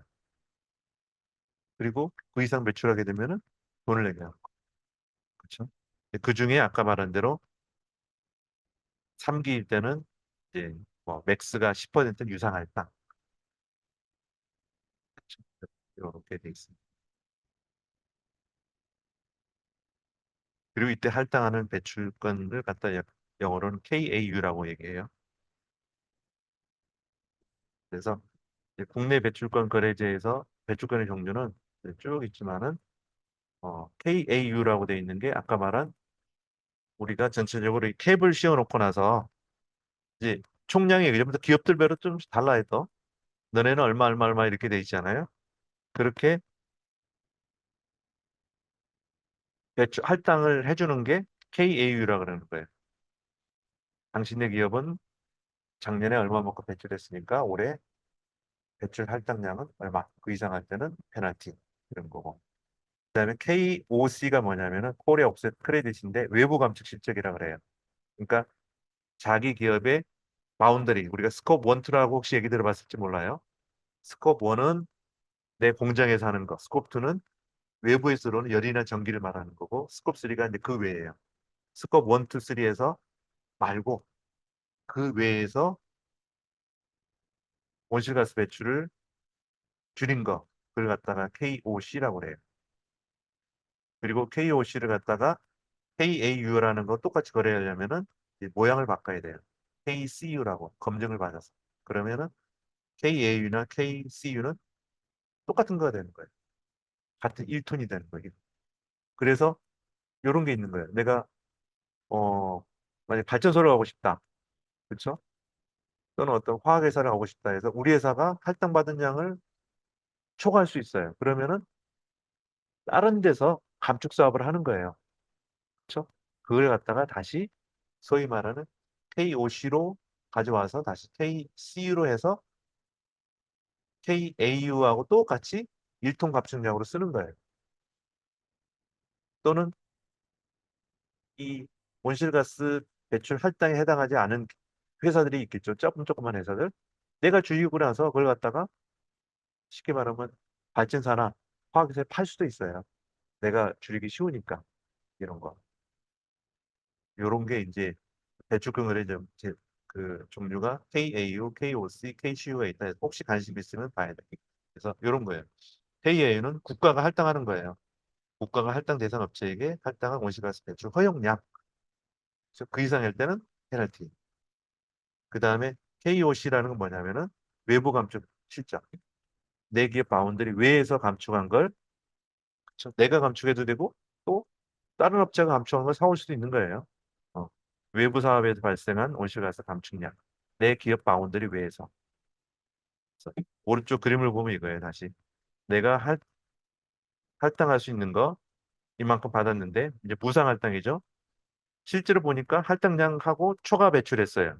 그러면 우리 기업 외부에서 다른 쪽 회사에서 보니까 어떤 사업을 하니까 감축된 양이 KOC가 있는 거예요. 그걸 갖다가 사오는 거예요. KCU로. 그렇죠? 그래서 같이 초과 배출량 이걸로 똥쳐서 끝내는 거예요. 이런 게 사업이 벌어지고 있어요. 지금 우리가 탄소중 융합학과 나도 그 교수지만 참여 교수지만은 뭐 여러 가지 기술은 배우는데 이런 시장 메커니즘을 안 배우잖아요. 이게 사업으로 연결되는 거예요. 사업으로 실현되는 거예요. 내가 우리 회사에서 할당받은 양을 초과할 것 같으면은 좀 더 쉬운 회사에 가서 도와주고 그걸 갖다가 가져오면 되는 거예요. 이런 식. 그렇죠? 이런 이제 시장 메커니즘을 배워야 된다. 이거 좀 시간 관계에서 넘어갈게요. 이제 배출권 동향하면은 그 이제 이유권을 생각하면 돼요. 2024년 이유는 거의 뭐 톤당 뭐 100불도 갔고 80불도 갔어요. 요걸 보이는데 우리나라는 비실비실하잖아요. 뭐 지금도 최근에 안 봤지만 뭐 10,000원 정도 왔다 갔다 하잖아요. 결국 이걸 무서워해야 되는 거예요. 이거. 왜? 탄소 국행 조절하면은 이 차이만큼을 이유에다 내야 되는 거예요. 포항제철 같은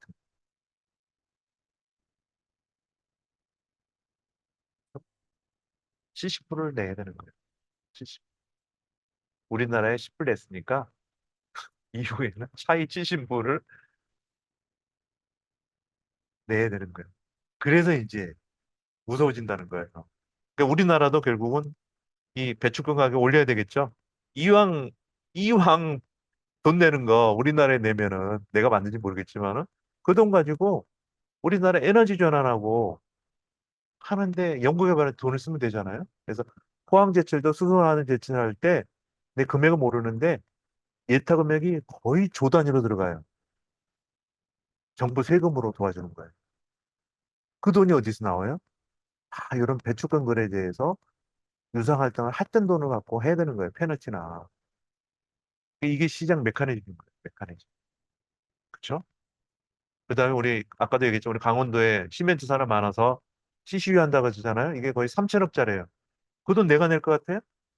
정부에서 주는 돈이에요. 그 돈이 어디서 오겠어요? 이런 시장 메커니즘 많이 줄인 데서는 어드밴티지 주고 못 줄인 데서 페널티를 줘가지고 해나가는 거예요.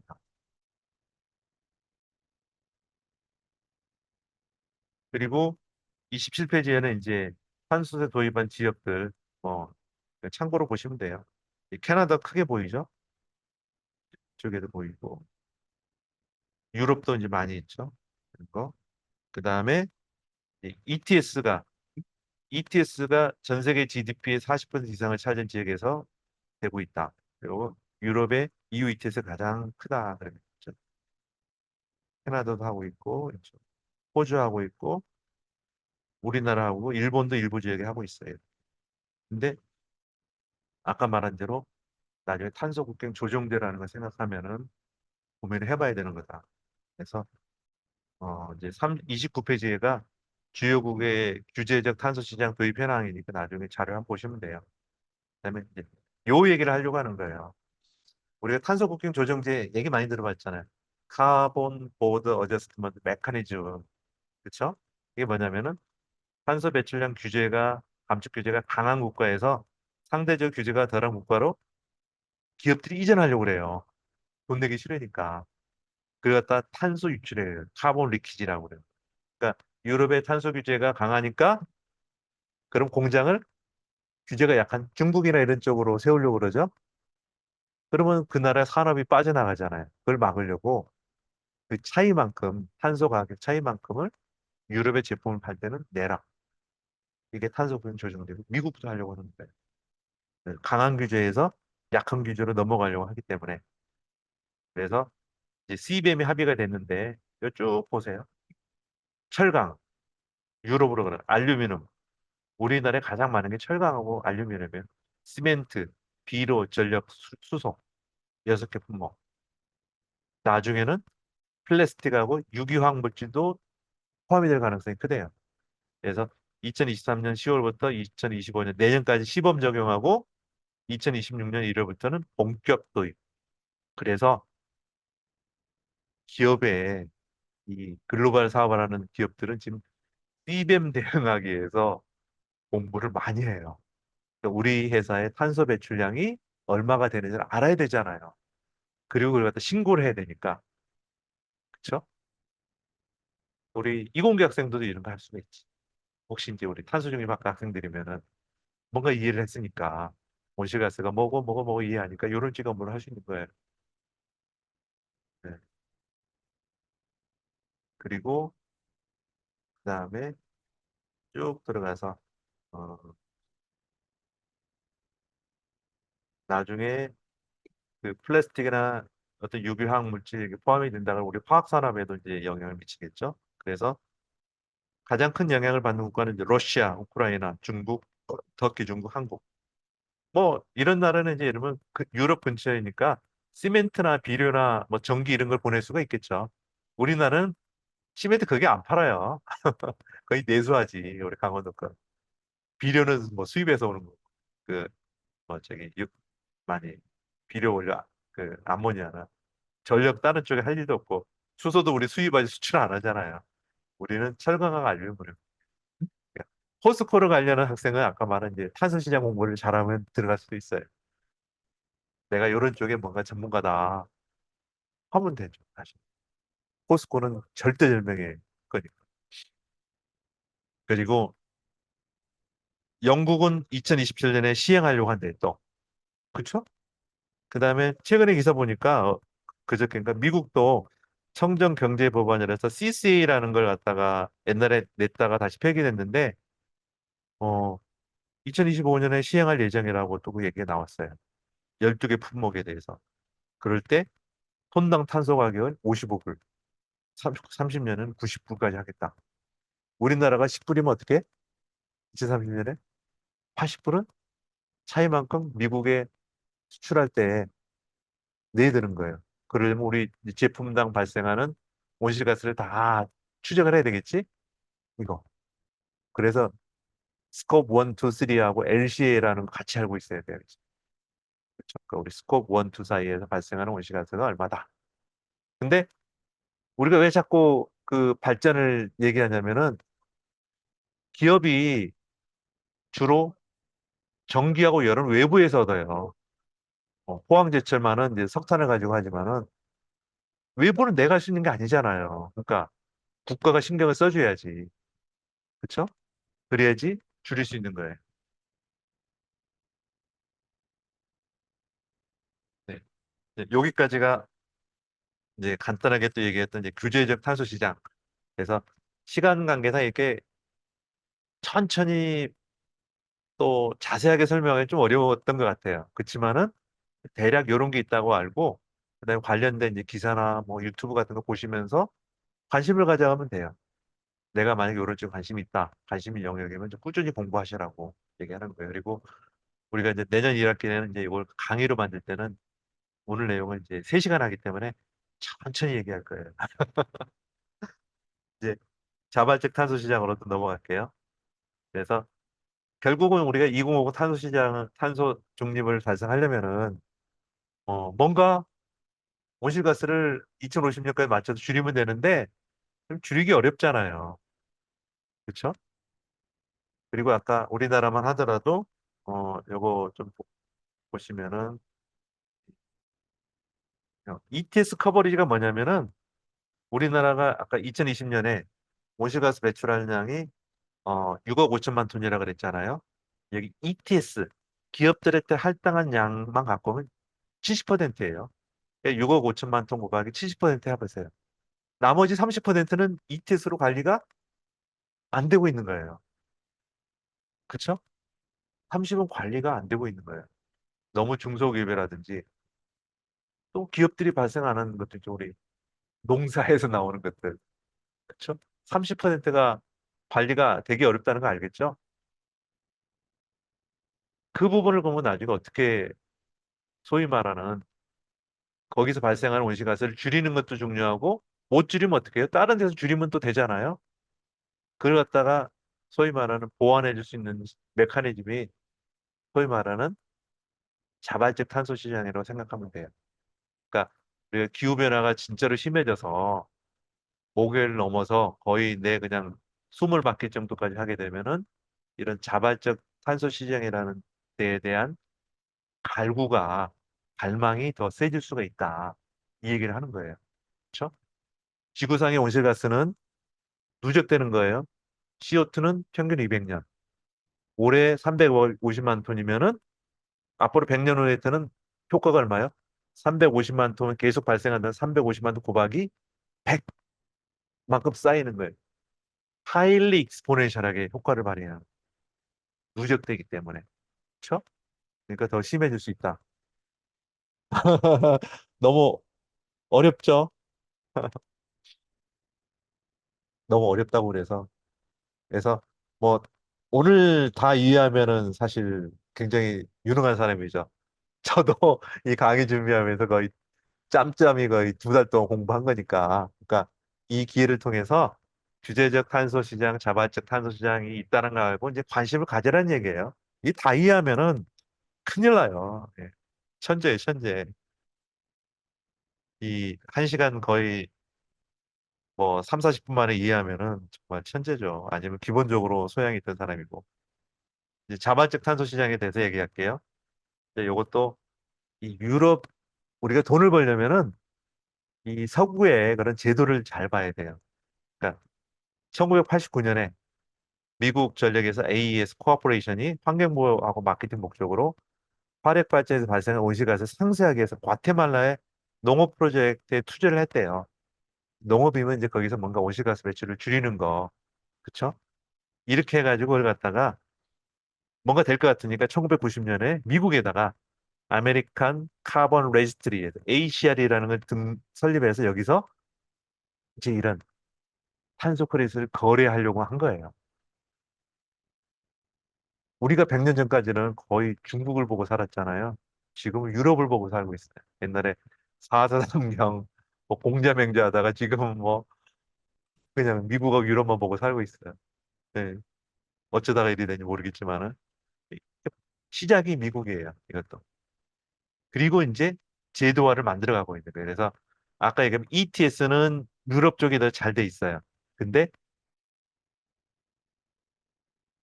자발적 탄소 시장은 약간의 기술 시장은 어디예요? 미국 쪽에서 만들어가고 있는 거예요. 그 주도권자들이 이제 그걸 좀 아시라는 거예요. 그래서 하나의 제도 만들고 뭔가 이 규제를 만드는 건 유럽 쪽인데 뭔가 기술이 있으면 돈을 벌기 위해서 뭔가 제도를 만드는 건 미국이에요. 그래서 이제 자발적 탄소 시장은 10월 2일 날 이제 기후테크를 강의할 건데 기후테크에서 온실가스 감축을 하거나 회피하거나 이런 쪽이 전부 다 자발적 탄소 시장에 카본 크레딧으로 들어올 확률이 굉장히 커요. 그리고 이런 기후테크를 주도하고 있는 기업들이 미국계 기업들이 많다. 약간 이제 냄새가 나죠. 그래서 쭉 가서 이제 탄소 상세라는 게 뭐냐면은 이제 이런 거예요. 그러니까 일상생활이나 경제활동에 발생한 이산화탄소 등 온실가스 배출에 대해서 가능한 배출량을 줄이도록 노력하되 어쩔 수 없이 배출되는 온실가스 배출량에 대해서는 해당하는 온실가스의 삭감 활동의 투자 등을 통해서 배출되는 온실가스를 상쇄하는 거. 상쇄하는 거예요. 그러니까 내가 배출되는 걸 못 줄이니까 뭔가 다른 쪽에서 온실가스를 감축을 하는 걸 크레딧을 가지고 거기로 사용하는 거예요. 예를 들면 우리가 다이렉트 에어 캡처라고 들어봤죠. 공기 중에 지금 이산화탄소 농도가 420ml, 420 ppm이에요. 0.042%인데 공기 중에 CO2를 갖다가 포집해 갖고 뭘 땅속에 묻거나 뭔가 활용하거나 이게 DAC라 그러잖아요. 다이렉트 에어 캡처. 요 선도적인 기업들이 또 미국에도 있고 그래요. 스웨덴도 있고 그러지만. 그러니까 이런 사업. 그러니까 내가 못 줄이면은 DAC에서 온실가스를 감축했던 걸 갖다가 가져와 상쇄를 시켜라. 쉽게 말하면 이런 사업. 그래서 이제 그런 거. 탄소 크레딧은 온실가스 배출 삭감, 흡수는 나무겠죠? 제거, DAC, 우리가 말하는 CCUS 프로젝트를 통해 생성되는 배출 삭감 흡수 제거량을 가치화한 것으로 기업 등이 주로 탄소 상쇄에 이용하기 위해서 거래하는 재화다. 요거예요.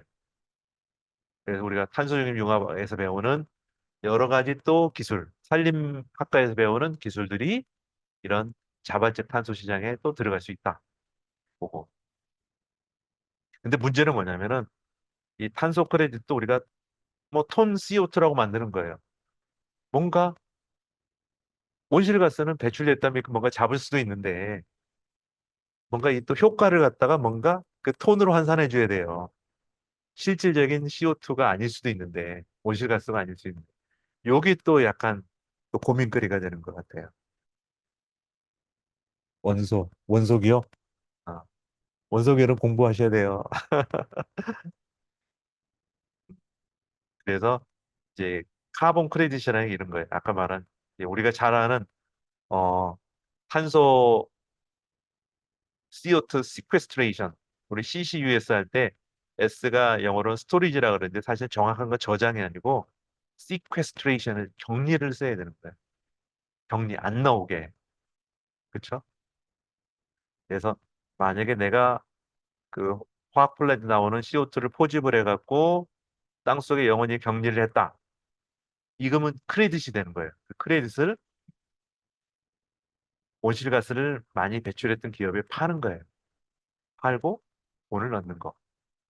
내가 CCS 사업을 갖다 자사 사업을 하는 거 아니잖아요.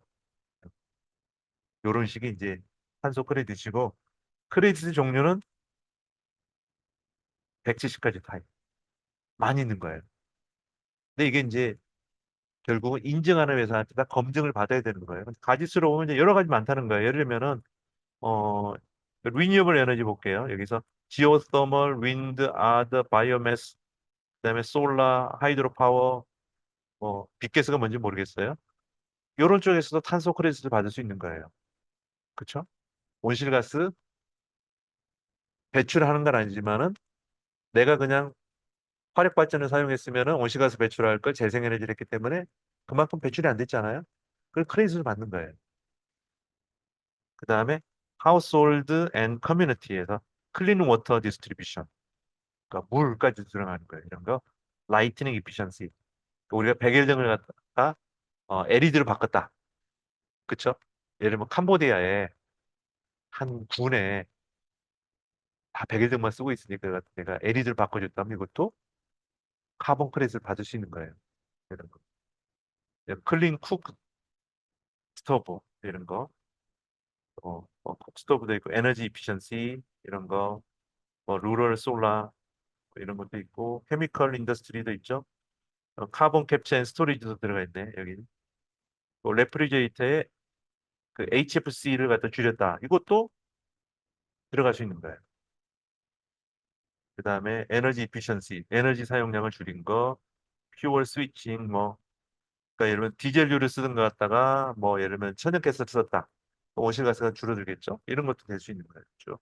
에그리컬처도 있고, 그다음에 포리스트리 앤드 랜드 유스도 있어요. 예를 들면 소일 카본, 뭔가 그 땅속에다가 카본을 갖다가 그냥 경질시켜 버리는 거.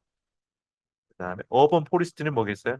도시에다가 나무를 심으면은 그게 뭐냐 온도도 내리고 또 온실가스도 흡수하잖아요. 네, 그러니까 식목을 하게 되면 이런 것도 원래는 없었으니까 이게 들어가면서 온실가스 저감하는 활동을 하게 되잖아요. 그러니까 이 VCM의 바운드리가 더 커요. 굉장히. 아까 규제적 탄소 시장에서는 ETS는 배출했던 회사한테다가 했잖아요. 지금 이 배출하지 않은 회사에 대해 다 할 수 있는 거예요. 그러니까 그렇기 때문에 어려운 점도 많아요. 시장이 만들어지기에. 그래서 자연 손실 방지, 그다음에 숲이라는 거, 이탄은 이제 그 약간 탄이 숙성 덜 된 게 이탄인데 이런 데서도 뭔가 나오고 그래요. 그다음에 자연 기반 격리, 제3리마, 맹그로브. 인도네시아에 있었는데 바닷가에 맹그로브가 있는데 이게 뭐 물고기도 많고 그렇지만 이게 해안 침식도 많은데 이게 또 탄소 흡수를 많이 한대요. 맹그로브 심는 거. 이런 활동. 그 다음에 CCUS나 뭐 DAC 이런 것들도 다 자발적 탄소 시장에 들어올 수가 있어요. 이런 거. 조림, 재조림, 자연보전, 재생에너지 이런 거.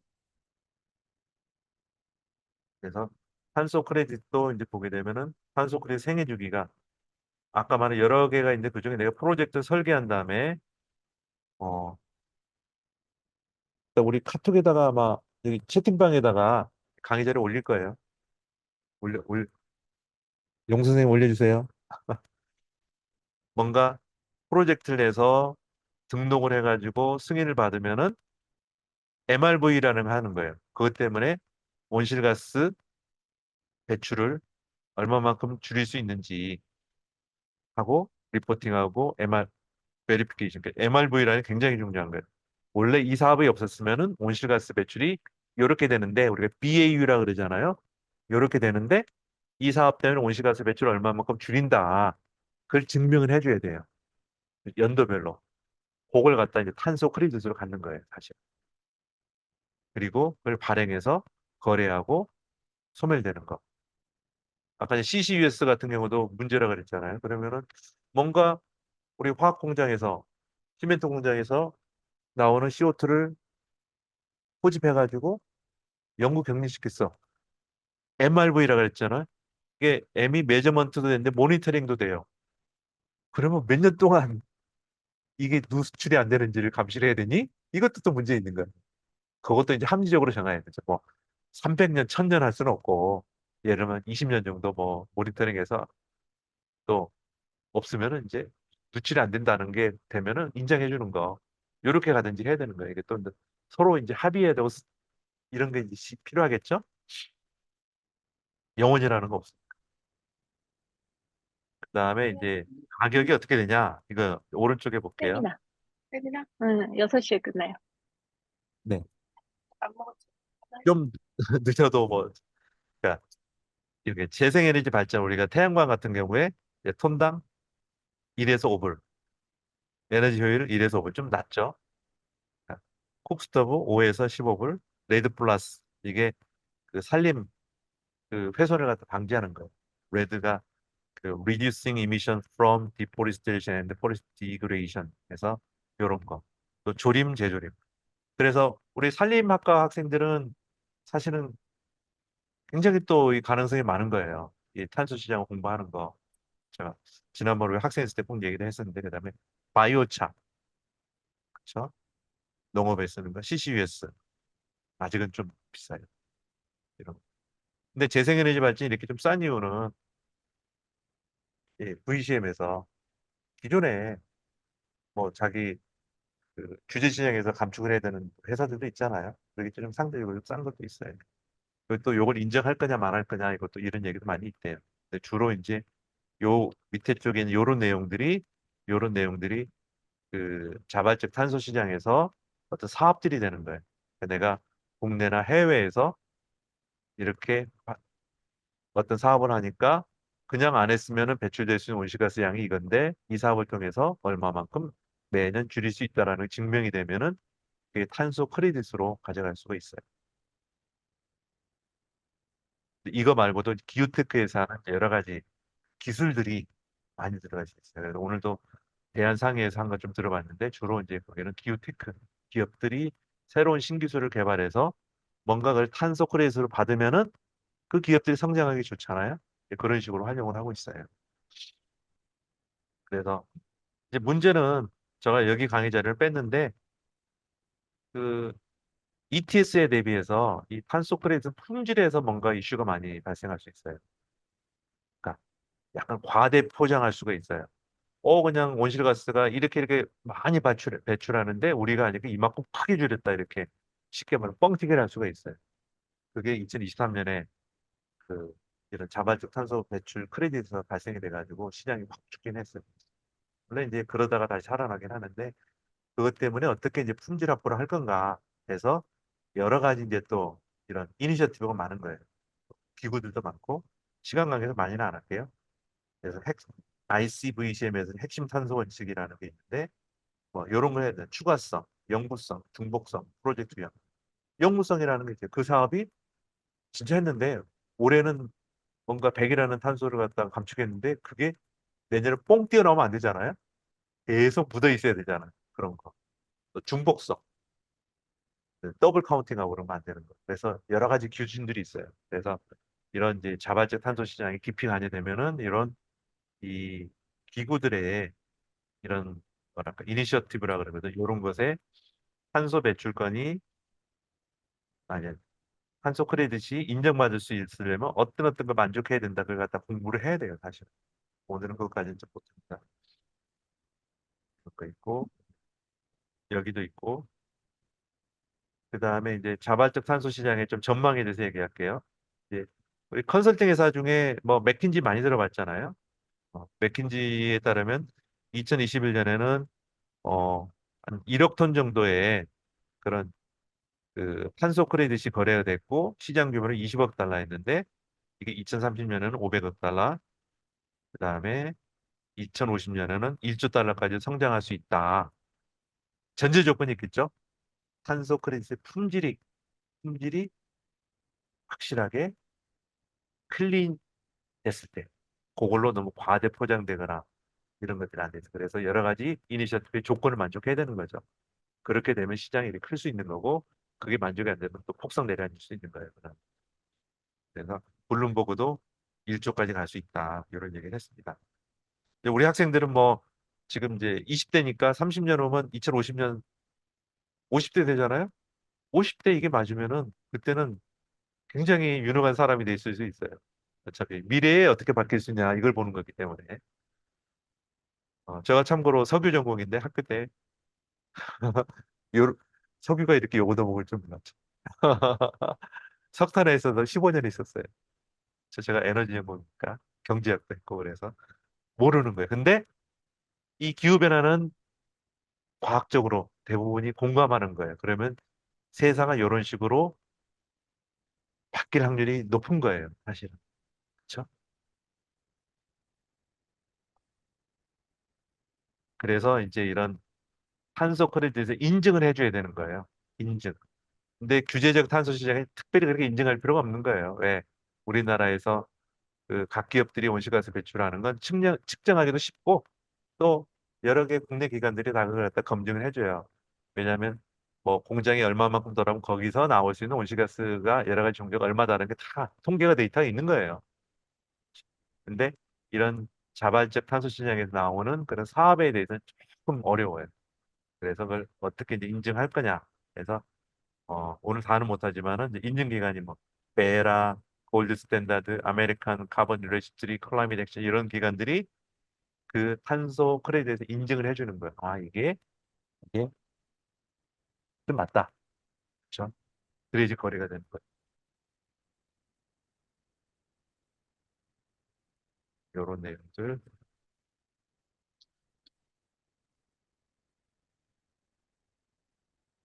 그 다음에 이제 그런 게 거래되기도 해요. 오픈 마켓에서 거래되고 있는데 어, 다음 주에 다음 강의 나오는 약간 파차마라는 회사 같은 데서도 이런 그 자발적 탄소 시장에 대해서 이런 플랫폼을 만들어요. 그 파차마는 뭐냐면은 이제 산림에서 산림 복원이나 산림을 갖다가 잘 가꾸어서 나오는 탄소 크레딧을 갖다 거래하는 쪽으로 포진되어 있는 거예요. 이게 미국의 어떤 스타트업인 거예요. 그런 것도 있고 그 다음에 아까 말한 대로 이제 그 탄소 크레딧이 뭔가 뭐 맞다라고 인증을 받으면 그게 거래가 돼야 되잖아요. 그런 또 거래소가 있는 거예요. 거래소. 예를 뭐 CBL 이런 거 이런 데서 실제로 거래되는 거 거래소가 있다. 그래서 뭐 증권 거래소도 있지만 이런 탄소 배출 자발적 탄소 배출 거래소 가서 일할 수도 있는 거죠. 내가 이제 내공이 있다 그러면 그다음에 평가 기관이라는 것도 있다 하고 방법론이 맞는지 안 맞는지 이런 것도 있고 아까 이제 무결성이라는 건 탄소 배출권이 뭔가 뭐 어떤 품질에 문제가 없다. 이걸 또 해주는 이니셔티브가 있는 거예요. 그런 방법론에 따라서 해야 된다. 뭐, 뭐, 이제 국내 사례를 좀 이야기해 보면은 이 호이엔이라고 이게 바이오차라는 회사가 있대요. 뭐냐면은 폐기물 처리 스타트업인데 커피박 들어봤죠? 커피하고 나면 남은 찌끄레기를 가지고 열분해해서 바이오차로 만들어서 그걸 갖고 탄소 감축 크레딧을 만든. 그래서 뭐 오늘도 얘기 들으니까 이 회사의 기술을 가지고 뭐 베트남인가 캄보디아에 가서 사업을 할 수도 있다고 그러더라고요. 그 나라에서 이런 탄소 크레딧을 얻을 수 있는 거. 이런 식으로 해서 또 기술 기업들이 또 해나가는 것도 있어요. 그다음에 요거 이제 뭐 속초시에서도 이제 관광객 탄소 발자국 지우게 하면은 속초에 사람들이 많이 온대요. 그러면 내가 여기서 어떤 활동을 했을 때 얼마만큼 온실가스를 좀 줄이는지 이건 이제 뭐 어떤 크레딧을 팔고 사는 건 아니에요. 그런 약간 캠페인 쪽을 할 수 있는 것도 있고. 그러니까 소위 말하는 나의 카본 풋프린트를 갖다가 계산해 보는 거예요. 그다음에 오린 카본이라는 회사도 이런 걸 만들어서 수압 이런 걸 만들어서 뭐 내가 뭐 하루에 어떤 생활을 하는데 그것 때문에 나오는 온실가스 배출량이 얼마니까 나무를 몇 그루 심어야 된다. 그래서 상세하려면은 이런 걸 갖다 해주는 서비스도 있고. 그다음에 이제 여기 이제 파플 같은 경우는 오늘 이제 세미나에 들었는데 아직은 뭐 이런 플랫폼을 만들게 했는데 크게 거래되고 그러진 않대요. 아직 자발적 탄소 시장에 대한 인식에 대해서. 근데 우리나라 최초로 이제 그린웨이라는 회사가 파프리라는 이제 플랫폼을 만든 거예요. 아까 쭉 얘기했던 대로 어떤 프로젝트 탄소 감축 상세 프로젝트를 하게 되면은 그 크레딧을 등록을 해가지고 개인이나 기업이 살 수 있게 하는 플랫폼. 이게 2050년에 성장이 될지 안 될지는 모르겠지만 이제 이렇게 우리나라도 하고 있고 외국에는 좀 되고 있어요. 윙클이라는 데도 있고 뭐 마이카본이라는 데도 있고 이렇게 기업들이 탄소 거래소를 자발적 탄소 거래소를 만들고 있어요. 근데 우리나라 아직은 크진 않다. 근데 이제 요게 약간의 이제 성장 가능성이 있을 수 있는 게 우리 수업이 ESG잖아요. 그러니까 ES 경영을 할 때 나중에 지속 가능 경영 보고서를 만들어야 돼요. 그럴 때 요걸 갖다 쓸 수가 있는 거예요. 그렇죠? 우리 회사가 배출한 온실가스가 100인데 이런 자발적 탄소 사업으로 100을 60을 상쇄했다. 그렇죠? 그러니까 내가 그런 사업을 해도 되고 이런 아까 예를 들면 마이카본이나 뭐 윙클이나 파풀에서 나온 탄소 크레딧을 내가 사주면 돼. 그 사주면 어떻게 되겠어요? 그 사업을 했던 사람이 상세 프로젝트 했던 사람이 수익이 생기니까 또 그걸 확장시킬 수가 있는 거죠. 이렇게 선순환 구조가 될 수가 있는 거예요. 그렇죠? 그래서 오라클이나 뭐 우리가 말하는 이제 엑스나 구글 같은 데서도 이런 자발적 탄소 시장에 관심을 보이는 게 이런 의미가 큰 거예요.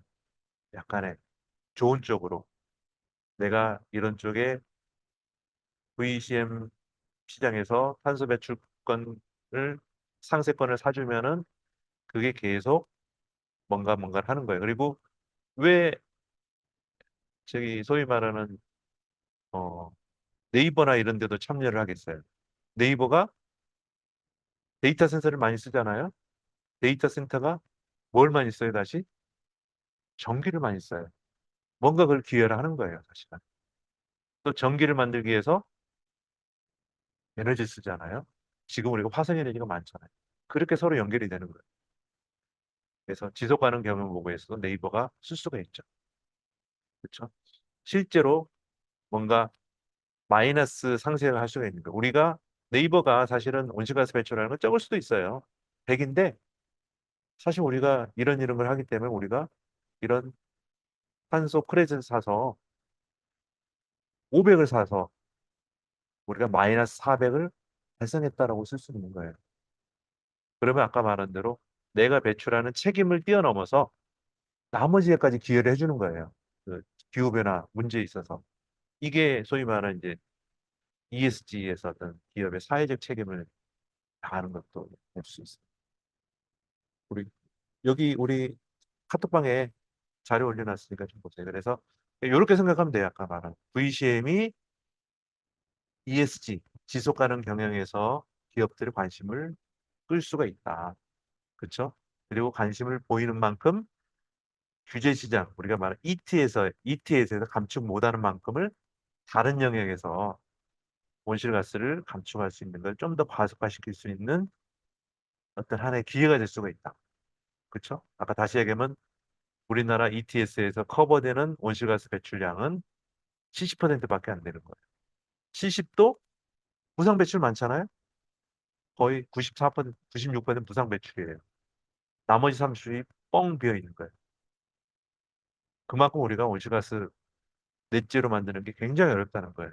그걸 갖다가 도와줄 수 있는 수단 중에 하나가 어떻게 보면은 이런 자발적 탄소 시장이 될 수도 있지 않을까. 그래서 오늘은 뭐 시간이 좀 짧아서 우리 엄금주님한테 굉장히 죄송한데요. 사실은 큰 이제 컨셉을 갖다가 알 수 있는 수업이라고 생각하면 돼요. 그리고 저희가 이제 학생들 수업할 때는 요 내용을 이제 3시간 정도 하기 때문에 자세하게 할 거예요. 조금 더 강의 자료도 보강을 해서 그 정도 좀 이해해 주시면 되고요. 이제 다음에는 우리가 기후테크에 대해서 설명을 할 거예요. 그리고 그 다음에는 기후변화 때문에 문제가 되는 게 물하고 식량이에요. 그 얘기를 또 하고 그 다음에는 우리가 설명을 할 수 있는 준비하고 있는 게 생물 다양성, 그렇죠? 화석 에너지하고 우리가 도시화 생활하면서 쓸 수 있는 이제 산림 개발, 식량 때문에 그것 때문에 기후 변화 이루어지는 것도 있고 그것 때문에 또 다시 기후 변화하고 토지 개발 때문에 생물 다양성이 문제가 되고 있잖아요. 그 내용을 공부를 할 거예요. 그래야지 우리 순환경제도 들어있는데 환경 부분에서 큰 이슈가 뭐냐? 요거 감을 잡는 거예요. 실제로. 그래서 우리는 그 펀더멘탈한 걸 조금 더 이해를 시키려고 하는 거예요. 뭐, 저기, 에너지 전환 기술에 뭐, 풍력 태양광도 있지만, 이런 탄소 시장도 있다. 또 기후테크에서 온실가스 감축하는 거 못지않게 온실 기후 변화에 적응하는 기술, 그렇죠? 이번에 뭐 태풍이 세게 온다든지 폭염이 왔을 때 어떻게 그걸 갖다가 예방할 수 있는지 그런 거, 물, 그다음에 식량 문제, 생물 다양성 문제, 그다음에 순환 경제, 그렇죠? 광물 자원 재사용해야 되죠. 이런 내용을 좀 공부를 하면서 환경 부분에 대해서 펀더멘탈한 베이스를 쌓으려고 그래요. 그러면은 나중에 이제 이런 뭐 ESG 같은 거 듣더라도 좀 이해하기 쉬워져요. 지속 가능 경영에서는 보기도 편하고 이런 쪽으로 준비를 했으니까 다음 강의에도 꼭 참석해 주시고요. 많이 도움이 됐기를 바라겠습니다. 모두들 수고하셨습니다. 감사합니다.